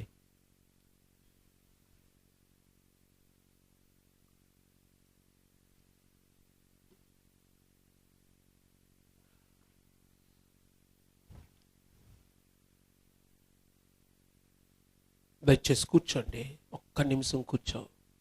ఎక్కడో అక్కడ కూర్చోండి, తలలో వంచండి. ఒక్కసారి ప్రశ్నించుకో, నీ జీవితం గురించి ఆలోచించు ఒక్కసారి. అసలు ఆయన ఆహ్వానించావా? నీ హృదయంలో ప్రభు ఉన్నాడా? ఆయన సమయం కొరకు వేచి ఉన్నావా? ఆయన చెప్పింది చేస్తున్నావా? ఆయన నీ చేతిలో ఏం పెట్టాడో దాన్ని వాడే అవకాశం ఇస్తున్నావా? విశ్వాసంతో ముందు అడుగు వేయగలుగుతున్నావా? ఇక్కడ ఎవరైనా ఈ స్వరానికి స్పందించి ప్రభువుతో నిబంధన చేసేవాళ్ళు ఉన్నారా? ప్రభువా, 1వ మెట్టో 2వ మెట్టో 3, 4, 5 నేను అడగట్లే, కానీ ప్రభువుతో తీర్మానం చేసే వాళ్ళు ఇక్కడ ఉన్నారా? ఉంటే మీ కుడి చేయి పైకెత్తి చూపించు. Thank you, thank you. త్వరగా ఒకసారి ఆగండి, నేను చెప్తాను ఎప్పుడు ఇవ్వాలో. చేయి పైకెత్తి ఉంచండి, పర్వాలేదు. చేతులు ఎత్తిన వాళ్ళు త్వరగా నిలవబడండి. మీ కొరకు ప్రార్థన చేస్తాను నేను. వాక్యానికి స్పందించి కళ్ళు మూసుకొని ఉండండి. పక్క వాళ్ళు నిలబడుతున్నారా, ఏళ్ళు నిలబడుతున్నారా, ఆళ్ళు నిలబడుతున్నారా చూడొద్దు. పరిశుద్ధాత్మ దేవుడు నిన్ను ఒప్పింపజేస్తుంటే 1 మెట్టో 2, 3, 4, 5 నేను అడగట్లేదు. నిలవబడు నువ్వు పైకి. ప్రభు పిలుస్తున్నప్పుడు ఆ స్వరం నీకు వినబడటం లేదా? ఆయన నీ పేరు పెట్టి పిలుస్తున్నాడు, అయినా వినబడటం లేదా నీకు? ఆయన తలుపు తడుతున్నాడు, నిలవబడు. ఇంకెవరైనా ఉన్నారా? ప్రభువా, ఈ ఉదయాన్న మరలా నీ స్వరం నాకు వినబడింది, ఇదిగో నేను నీకు సమర్పించుకుంటూ ఒక తీర్మానం చేస్తున్నాను అన్నవాళ్ళు చివరగా అడుగుతున్నాను నేను ప్రార్థించే ముందు, త్వరగా లేచి నిలబడు. థ్యాంక్ యూ తమ్ముడు, థ్యాంక్ యూ చెల్లి. చాలా మంది నిలవబడ్డారు. కానీ నాకు ఎందుకు అనిపిస్తుంది ఇంకా తలుపు కొడుతున్నాడు ఆయన. నీ గుండె చప్పుడవ్వట్లేదా? తలుపు తెరిచే అవకాశం నీకే ఉంది. ఆ గడియ లోపల ఉంది, బయట లేదు. ఆయన బ్రతిమిలాడుతాడు, బలవంతం చేయడు. ఆయన బ్రతిమిలాడుతున్నాడు. ఈరోజు నిన్ను బ్రతిమిలాడుతున్నాడు. ఆయన నిన్ను బ్రతిమిలాడుతున్నాడు. స్పందించవా? నిలవబడు, ఒక తీర్మానం చేయి. ప్రభుతో చెప్పు, ప్రభుతో మాట్లాడు. నువ్వేమనుకుంటున్నావో ఆయనతో చెప్పు, నీ తీర్మానం ఏంటో. ప్రియ తండ్రి, నీవిచ్చిన వాక్యాన్ని బట్టి నీకు వందనాలు. నిన్ను మేము ఆహ్వానించాలి మా హృదయంలోనికి. నీ సమయం వచ్చేటంత వరకు మేము కనిపెట్టాలి. నీవు చెప్పిందల్లా మేము చెయ్యాలి. మా దగ్గర ఉన్నదల్లా నీ కొరకే